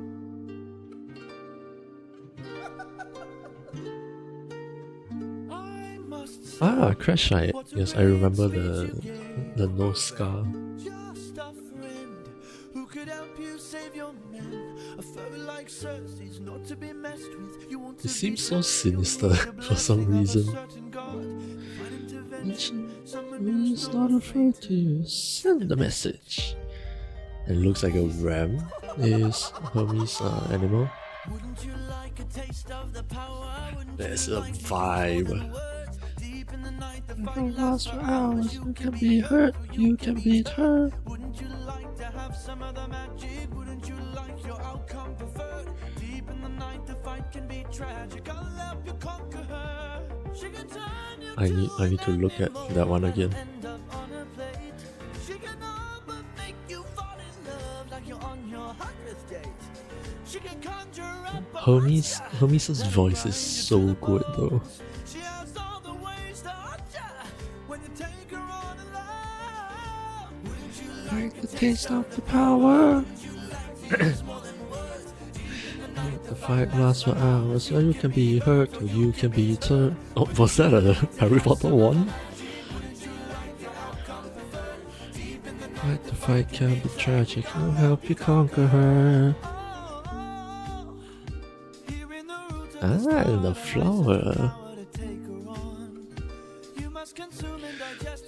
Manifest the beast.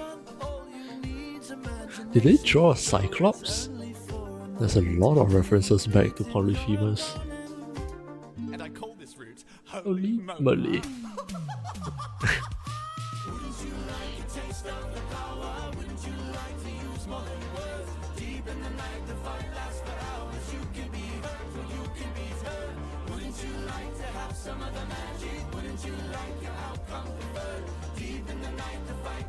I feel like I hear Cersei in the background as part of the vocals.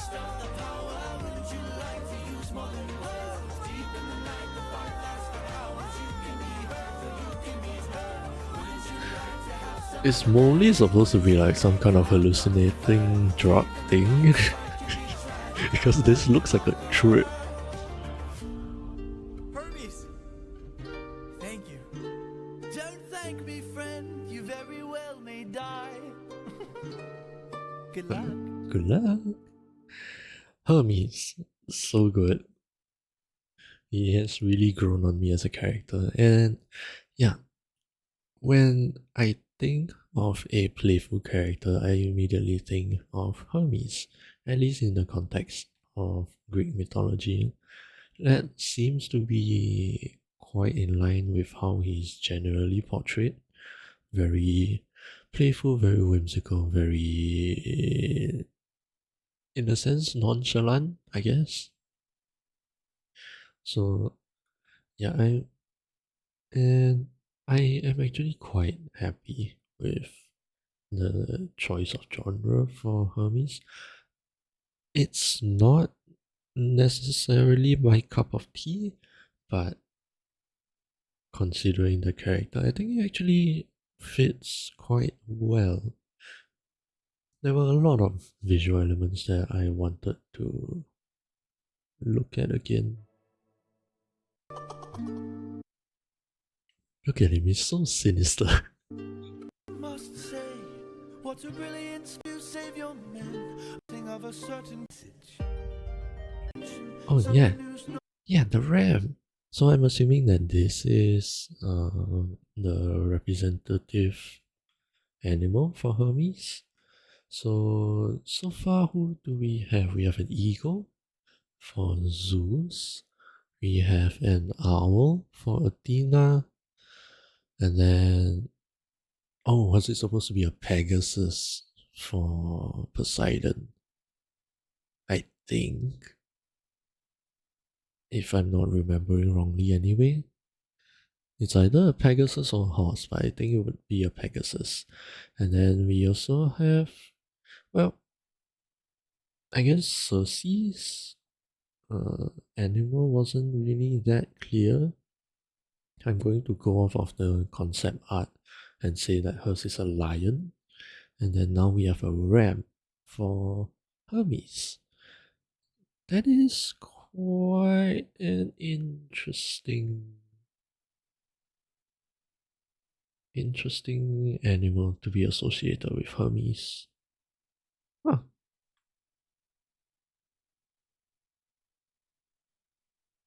Oh, and come to think of it, I don't think Aeolus had a representative animal.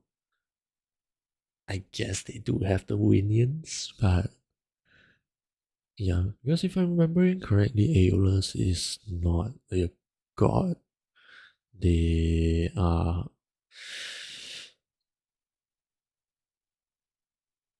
just someone really high up in Aeolia. I don't know. I will have to check that. But I think I've seen comments here and there that Aeolus is not actually a god. So that could be why they don't have a representative animal.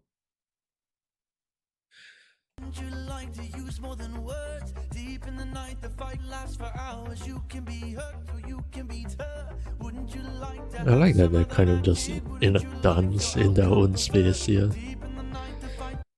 Yeah, what's all this? We have a sword, we have blood. What is this? The crescent moon? And this looks... yeah, I don't actually know what that is. The blood coming out of the eyes, damn. She can turn you to an animal that'll end up on a plate. She can all but make you I assume the apple means something. She can conjure up a monster that'll grind you to the bones. She has all the ways to hurt ya. Hold on.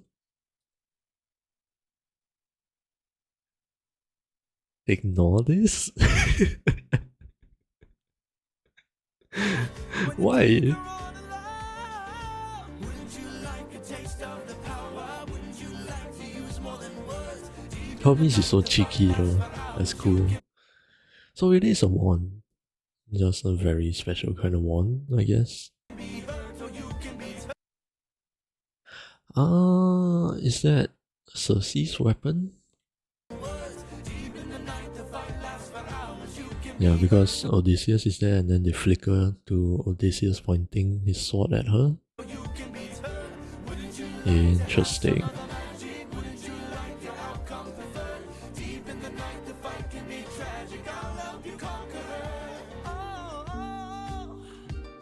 And then we get a visual of the flower. Power to take her on. You must consume and digest it, then you'll manifest a being of your. And yeah, the Cyclops, I think I might be blocking it. No, I guess you guys can kind of see that. But yeah, as a Cyclops, I find it interesting that they keep calling back to Polyphemus. I wonder why. Like, I guess at this point, Polyphemus is really the only monster-like creature that Odysseus has seen. So, like, if you are going to manifest a being of your creation, like Hermes is saying here, then you would want something big and strong to help you win a fight. So, I suppose that makes sense.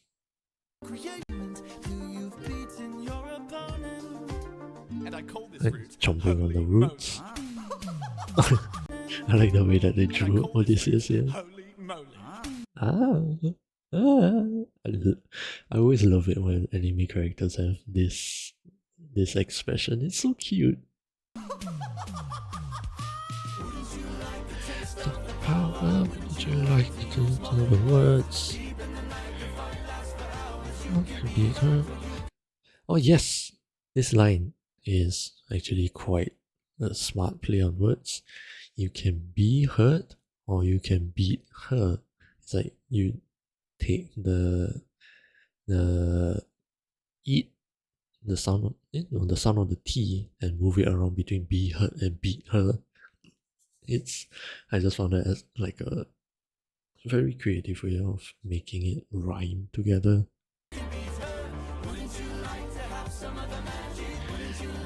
Oh yeah, and then you also hear the harps in the background, which, as Jorge puts it, harps and arps are representative for Hermes. For those of you who are not sure what an arp is, it is basically short for arpeggio, which I guess generally they are taught as broken up chords. So a chord is where you press generally 3 or more notes. Technically 2 notes together are also a chord, but you can press generally a triad is the common chord. You can press 3, you can press 4, you can press 5, and however many, up to 10 really, because you only have 10 fingers. And arpeggios, if you're gonna take the C7 over here, normally you can press them down together like this and that makes a chord. And arpeggio means you play them individually like that.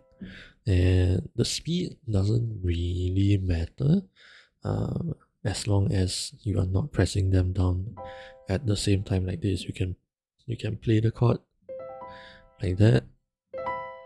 That is technically also an arpeggio, or you can do much slower and make them a lot more pronounced. That all works. Those are all harps. Arps, sorry. And so, yeah, the arpeggios you can play them like this. That is also an arp.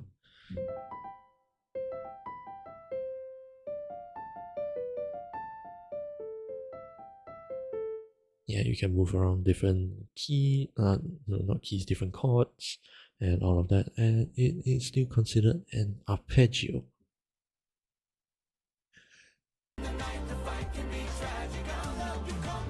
And yeah, you can just hear the up in the back.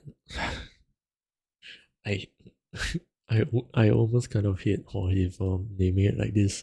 I'm getting confused between them. You can hear the harp in the back playing arpeggios.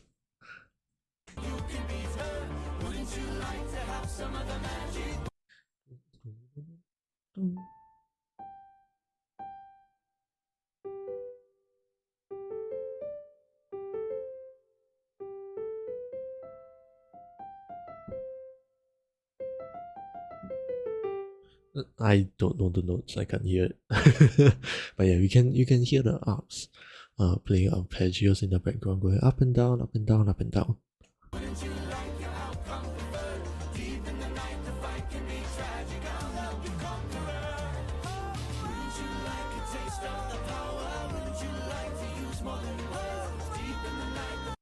Yeah, and it's also interesting that they put the sun and moon here. I guess this is just to signify that it could take many, many days.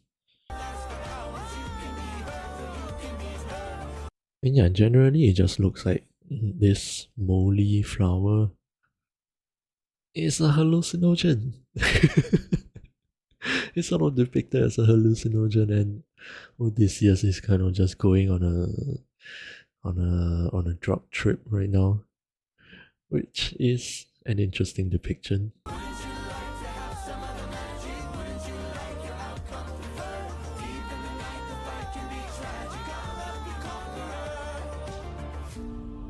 Hermes! Yeah, I don't really have that much to say about this song. I do like it, I do enjoy it. I just don't have a whole lot to talk about in terms of musical details. There will be songs that were already kind of laid into the musical itself. But yeah, there will be songs that I am much more highly fond of compared to others, and those will be the ones that I nerd out a lot more about. Naturally, because those are, I like them, I'm gonna pay more attention to them, I'm gonna listen to them more. So, just thought I would put that out there. But with that said, we are two?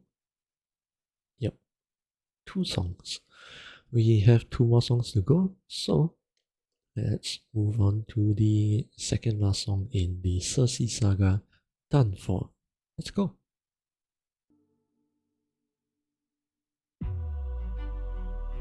Oh, this is not an animator we've seen. Immediately the danger motif starts by Gwendy. Oh, I recognize that name also. Wound up at your doors just to be sure. Did you do something to them? Who, me? All I did was reveal their true form. You turned them Oh, into pigs. the expression is so cute. I don't know who you are, nor why you're here. But yeah, now we see a very different drawing of Circe and the nymphs. And it looks like a wand is a weapon. Ah, there you go. That's the lion.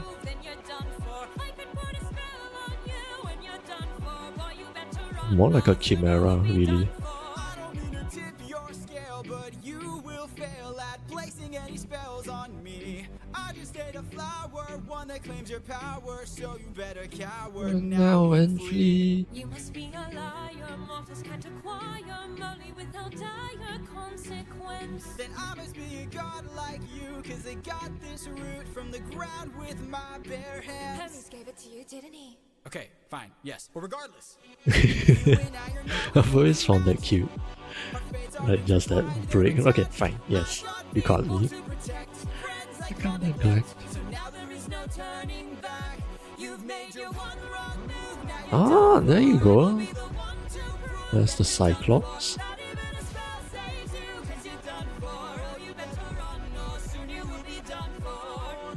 Destroying the place. You've lost. My nymphs are like my daughters, I protect them at all costs. The last time we let strangers live, we faced a heavy loss. Yes, I think I heard a story about that also. Not in depth, but yes. But everyone's true colors are revealed in acts of lust. I'm not sure I follow. And that's where the song ends. This is a very different style of animation to everyone else.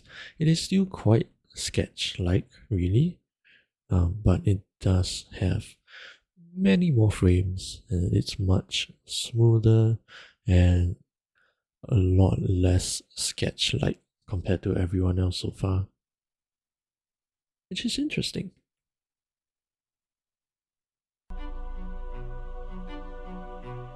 And yeah, like I mentioned right from the beginning,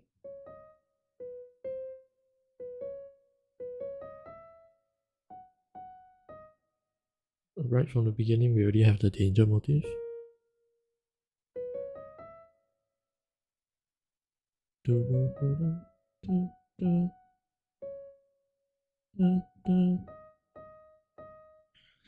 Yeah, you can hear the guitar playing that.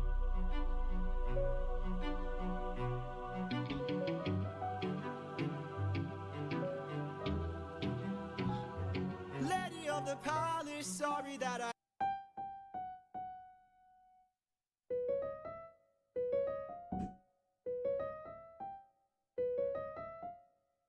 I can't seem to find the right notes.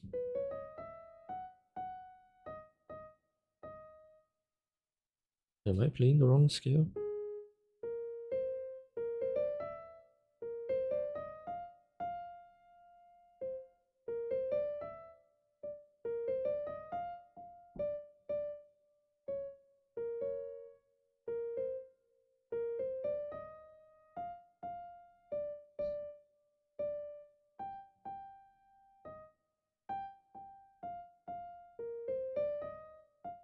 Oh, you know the danger motif. So yeah, even just musically, you can immediately tell there is tension. There is Odysseus already feels like there is danger around because it is the danger motif. I ask this, but I hope that I've been misinformed. I sent out some scouts to take a look around through here, and they wound up at your doors. Through the years, we seldom get a warm welcome, so I must ask just. But yeah, to again, be this is a sure. very Did you do different something style. Odysseus even has like the facial hair that I don't think has really been portrayed before. Nay, all I did was reveal their true form. You turn them into pigs. And this face, I love it. It's so cute. I don't know who you are, nor why you're here, but let me make this one thing clear. But yeah, over here, you see that the nymphs are a little bit more creature-like, which is more in line with how I imagined them actually. Now, Gigi, I believe, was the previous animator. They drew the nymphs to be very, very human-like, which nymphs are, at least in my imagination, but not that human-like, you know. At least over here you have the ears to give that away, and something about the facial features just don't look quite human to me as well. So yeah, I very much prefer this visual interpretation of them. Cersei just straight up looks like a human woman though.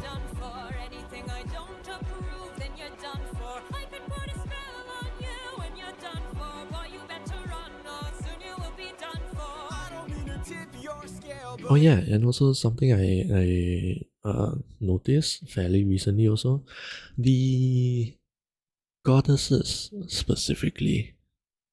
I don't think I've noticed this with any of the gods, but if you listen to the music, you will hear this very, how do I phrase this in layman terms? In technical terms, you can hear like the synths or the pads or the choruses with an LFO attached to them. So then that gives it this very wom wom wom wom wom wom wom kind of sound to it. You can hear it with Cersei as well.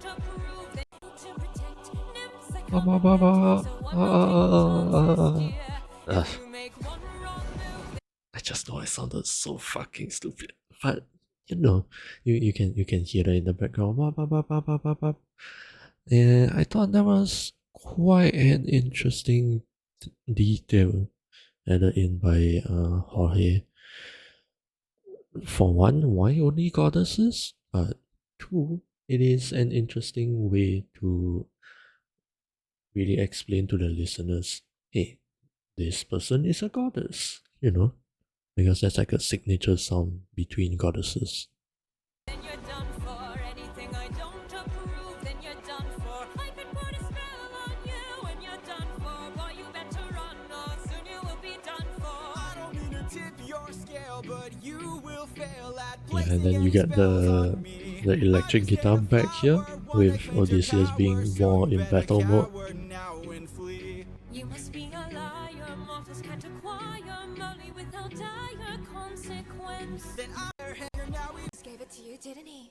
Okay, fine, yes. Well, regardless, Yes, but okay, fine, yes, I love it. you and I are now evenly matched. Our fates are Oh, intertwined. oh, hold on. You and I are now. Just gave it to you, didn't he? Okay, fine, yes. Well, regardless, you and I are now evenly matched. Oh, Fates are intertwined, they're attached. remember how I just literally talked about the LFO effect? The wom wom wom wom wom wom wom? Now, that gets applied to Odysseus's guitars, which I am going to take that as a sign of him. Because apparently Molly gives him at least similar powers to Cersei. That's kind of what I'm getting here. And so, yeah, that was an interesting detail to put in because now, after consuming Molly, he has similar powers to Cersei.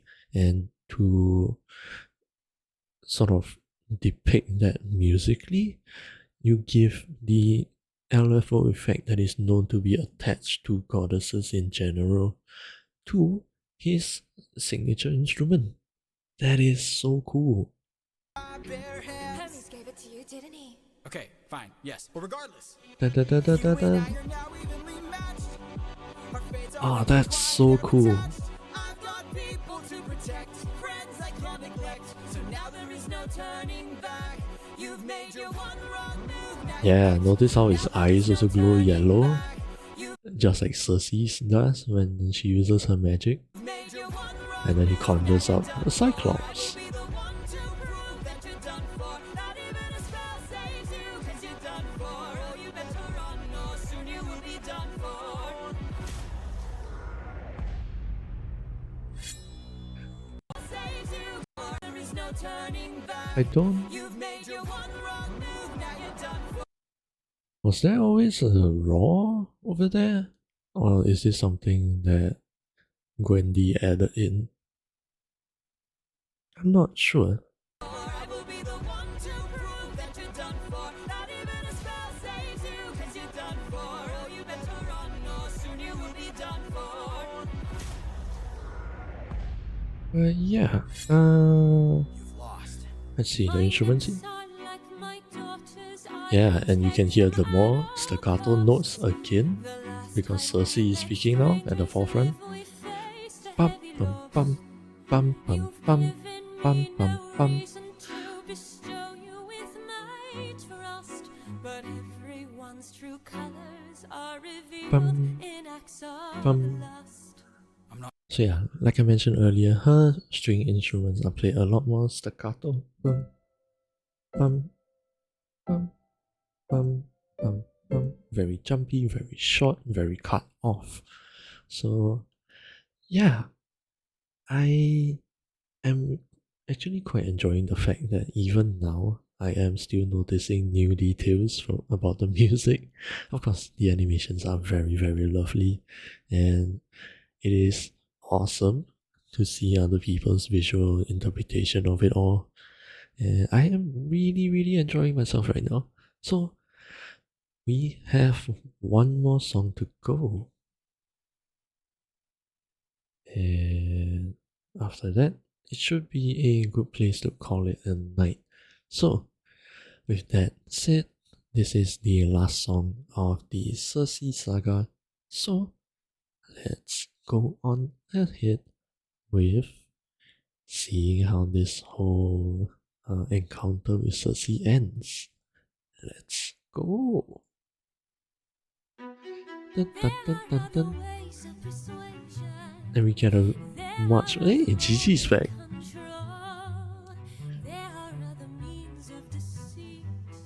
We get a much more, I assume, ballroom kind of music. Waltz. Ballroom waltz kind of feel here.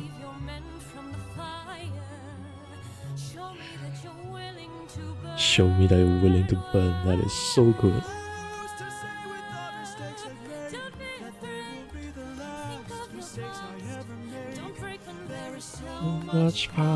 So much power. There's no puppet here. That is a great play on words.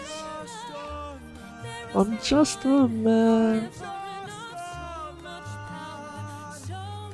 Oh, she's planning to assassinate him in the bed.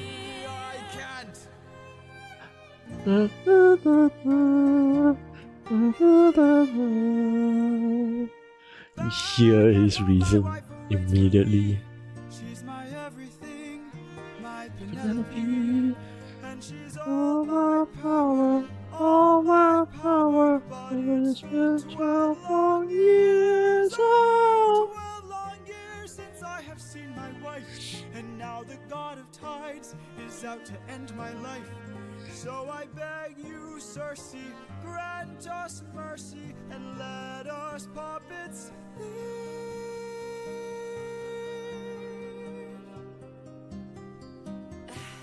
Poseidon, eh?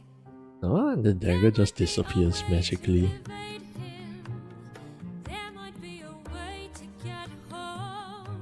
Oh, and she just magically braids her hair back.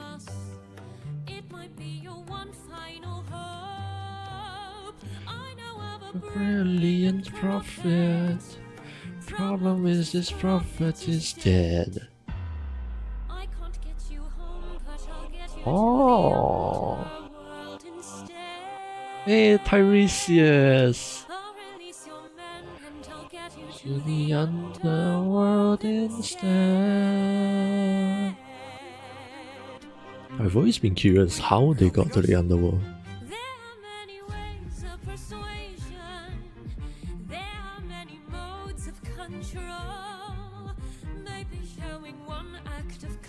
And they're scared of him, understandably.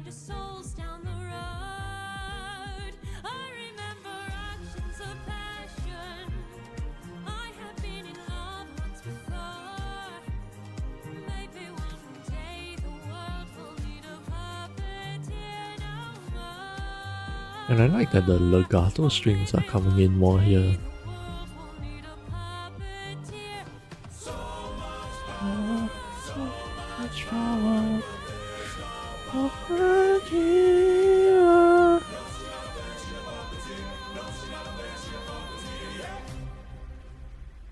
Nice. And that is the end of the Cersei saga. And like I mentioned earlier, I didn't notice there was the ram and the snake here, so that makes a lot more sense now. So her representative animal isn't necessarily a lion, but more of a chimera? That is a very interesting choice. Like, that's the first kind of non-animal representative animal that we have gotten so far out of all the gods and goddesses. So that's really cool. And that is the end of the Cersei saga. There are some parts of the lyrics that I really wanted to talk about, but let me look through the animation again. Just skim through like this. Yep, we have here right after Odysseus corners her and all. And yeah, I personally, I never quite imagined that she was planning to assassinate him while trying to, how do we put this? Not necessarily caught him, bit him. I think that's the best way I could put it.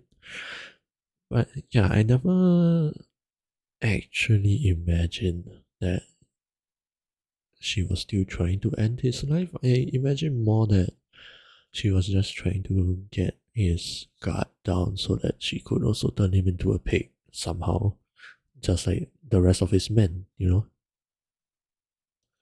So I thought this was quite interesting. And yeah, again, you at least this is in line with GG. You have the purple here, where you know that is correlated to Odysseus's more vulnerable side. And as we can see here, he is thinking back to Penelope again, which quite obviously and naturally he has a very, very, very soft spot for.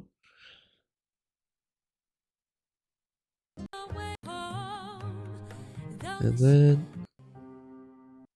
yeah, like I pointed out just now also, the dagger just magically disappears. And then her hair over here just magically braids together. That is so cool.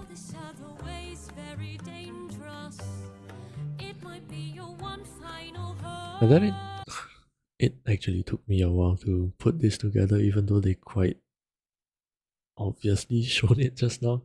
I didn't really understand what she was brewing here, but it was the potion to turn the pigs back into men. I'm a bit slow sometimes, alright?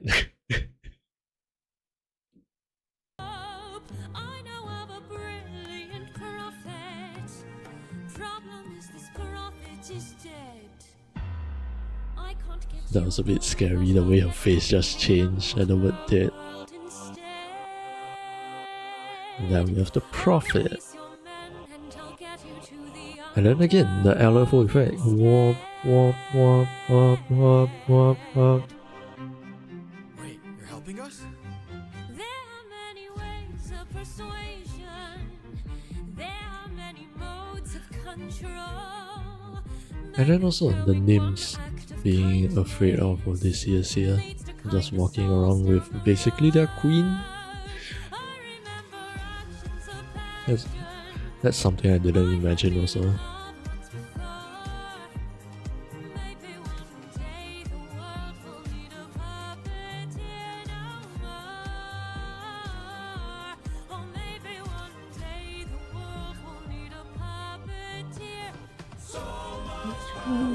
So much power.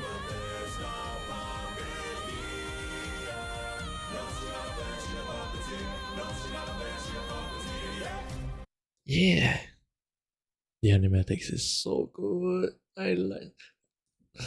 I've said this so many times right now, but I really enjoy seeing the way people imagine this whole musical themselves, like their own unique interpretations of it.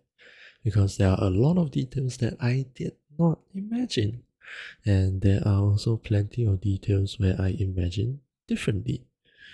So again, it is very, very cool for me to see all of this.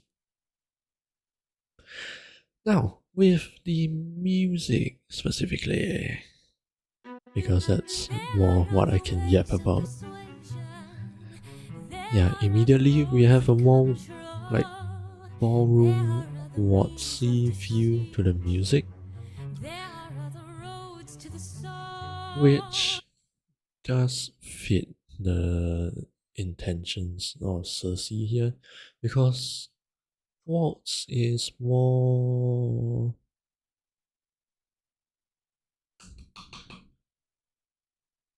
It's more associated with a partner dance. It's like a duet, really, and generally between a male and a female dancer, which is, quite accurate to what Circe is trying to do here. Trying to get Odysseus to quote unquote dance with her, not on a dance floor, clearly more on like a soft mattress, but you get the point. And I guess he has always been seen as a more intimate and romantic sort of, no, maybe not romantic, but definitely more intimate kind of dance, at least for me.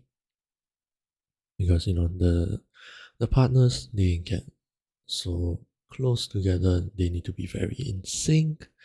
They they are just very, very close. They need a lot of chemistry and all of that. So yeah, this was quite a great choice for this song actually. There are other actions of passion. You have so And then you have the much beautiful left. strings in the back. Want to save your men from the fire. Show me that you're willing to burn wire.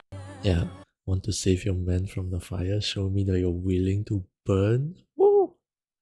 Great lyrics.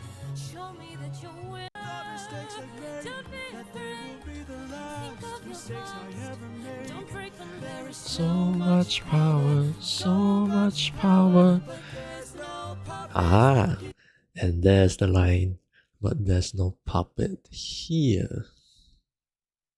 It is a very, very smart play on words. There's no puppet here. Can sound very much, depending on how you pronounce it, very much like there's no puppeteer. Puppet here, puppet here. That is really smart lyrics. This is the price we I'm pay just now. a I'm just a man. If you're enough, so much power. So Another callback to Just a Man. I love it that Jorge does so many callbacks to previous songs and all of that. this is the price. This is the price you pay the love. There is no line. If you're enough, so much power. So much power. But there's Forgive me? I did not notice that. I'm just a man, forgive me. Exactly what he sang to SDNX. no puppet. And then over here, I can't. I can't. There's no puppet. I can't. Da da da da. Immediately, the music tells us exactly why Odysseus says that he can't, because he is being faithful to Penelope. That motif is so fucking beautiful. I love it.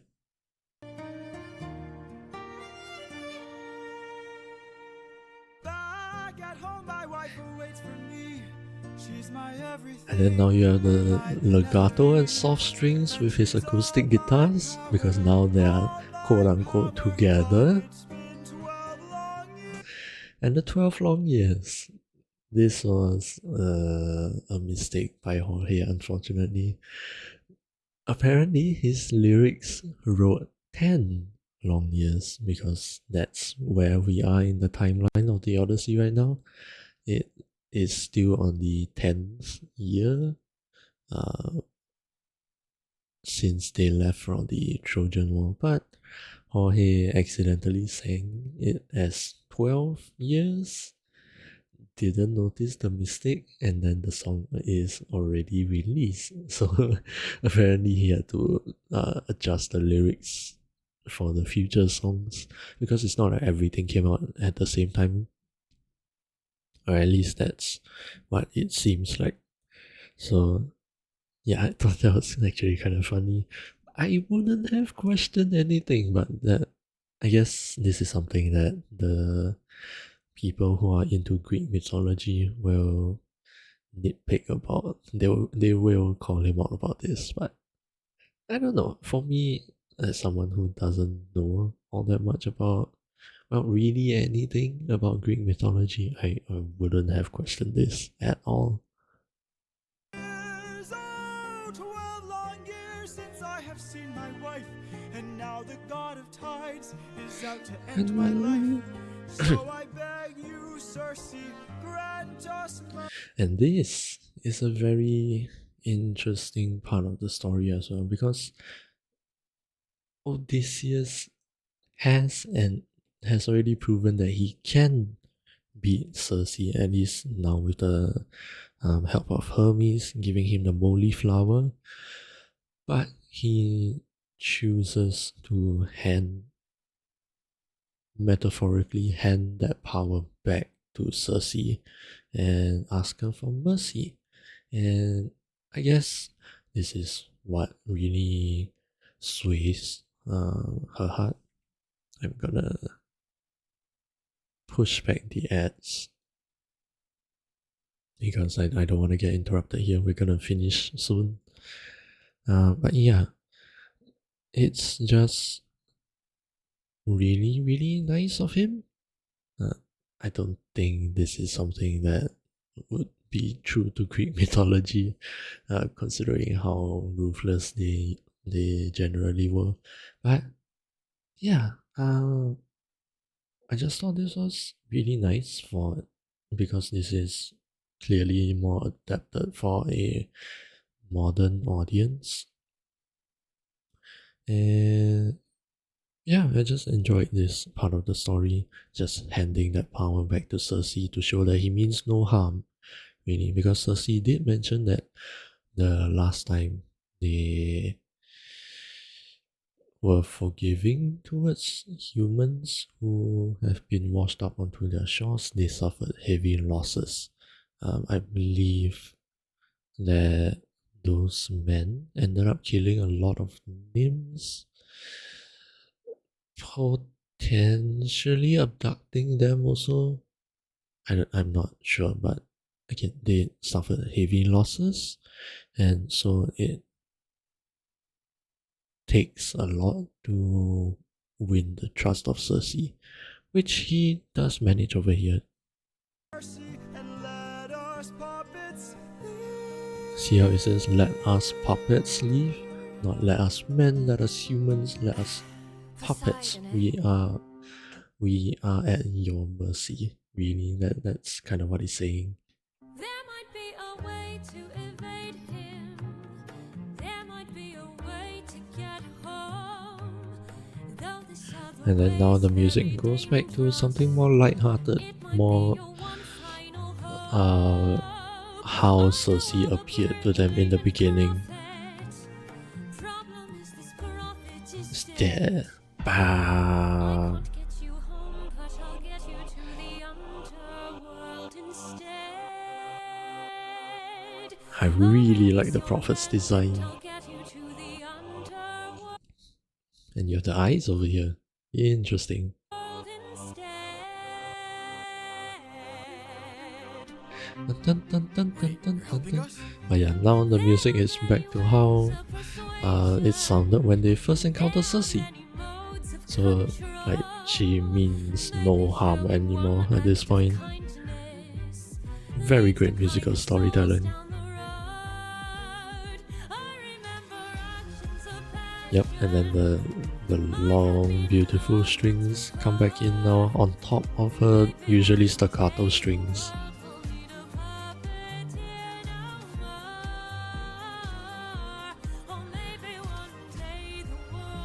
In a puppeteer. Oh! I just saw this. Do I talk about it now?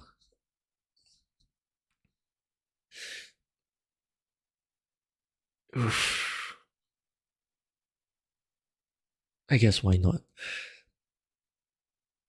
remember earlier on, Poseidon says that there are 43 people left under your command. A few more songs down, no, quite literally the next song we are gonna hear. I'm not gonna get to it in this stream, but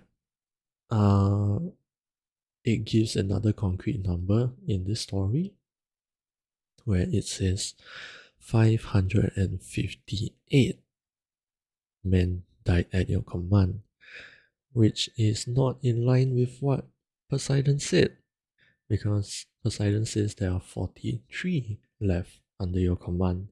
So if we take 600 minus 43, that should have been 557 people who died under his command, not 558. What is never mentioned in this musical is this person. Apparently, according to the story of the Odyssey, somebody drank too much wine in Circe's palace and ended up stumbling off a ledge and falling to his death. Again, that is not something that is actually mentioned in the musical itself. I think it would be mentioned in the original poem, which is how people knew. But yeah, that this song's mystery that I've been wondering for so long. The numbers didn't match up. So where did the extra one death come from? It came from here. But yeah, this was a great visual. Once again, great animatics by everybody. I will make it a point to call out their names because I am aware that I do not have the full window displayed in the window capture, so their names might get cut off a bit, which is why I will verbally call out their names just so that they can get the acknowledgement that they deserve. With that said, we have come to the end of the Circe saga. Yeah, it has been a long stream, for me at least, and a lot of yapping. I'm surprised that we kind of kept it within about 3 hours again, considering that there are so many things that we can talk about now. But yeah, my mouth is actually tired. I actually feel tired. So with that said, I am gonna call it a night over here, just to rest my mouth and rest physically in general. And so I hope that everybody enjoyed yourselves. I forgot to take clips again.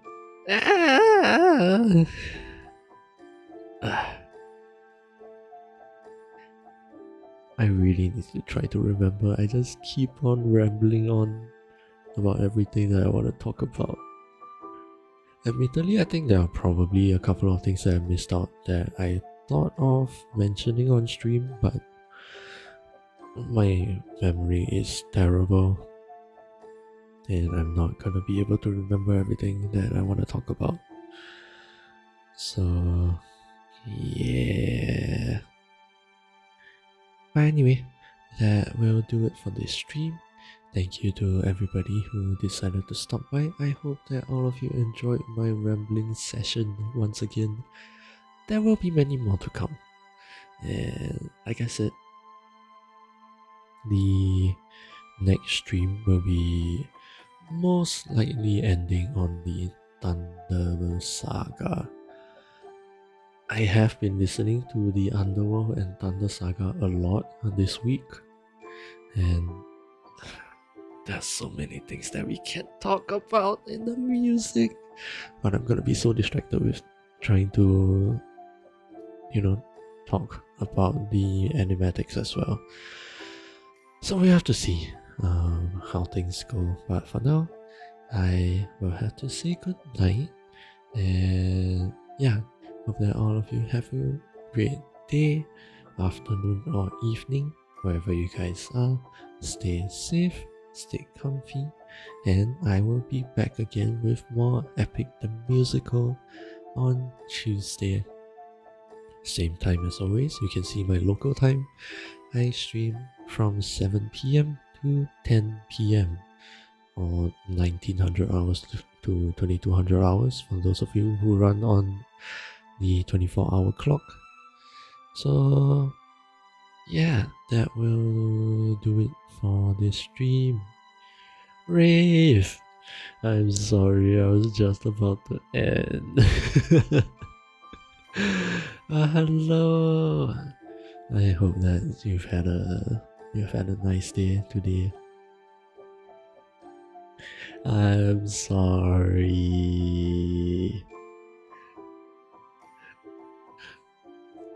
Don't go coco.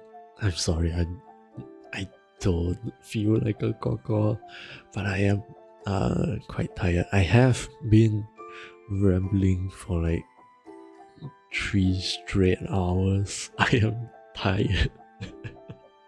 I did very much enjoy myself though. I buy cookie for you. Yeah, that's fine.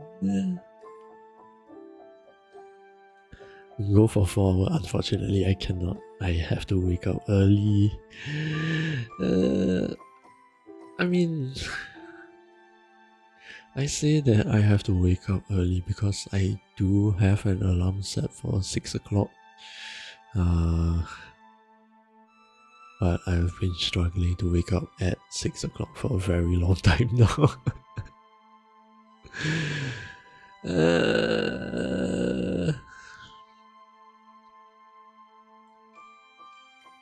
15 minutes.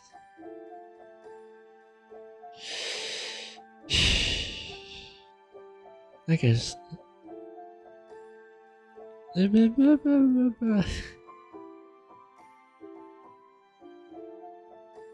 Yeah, I mean, I could really just gay kyang and try to go for 15 minutes, but the ads will take up some time. I have already pushed it back.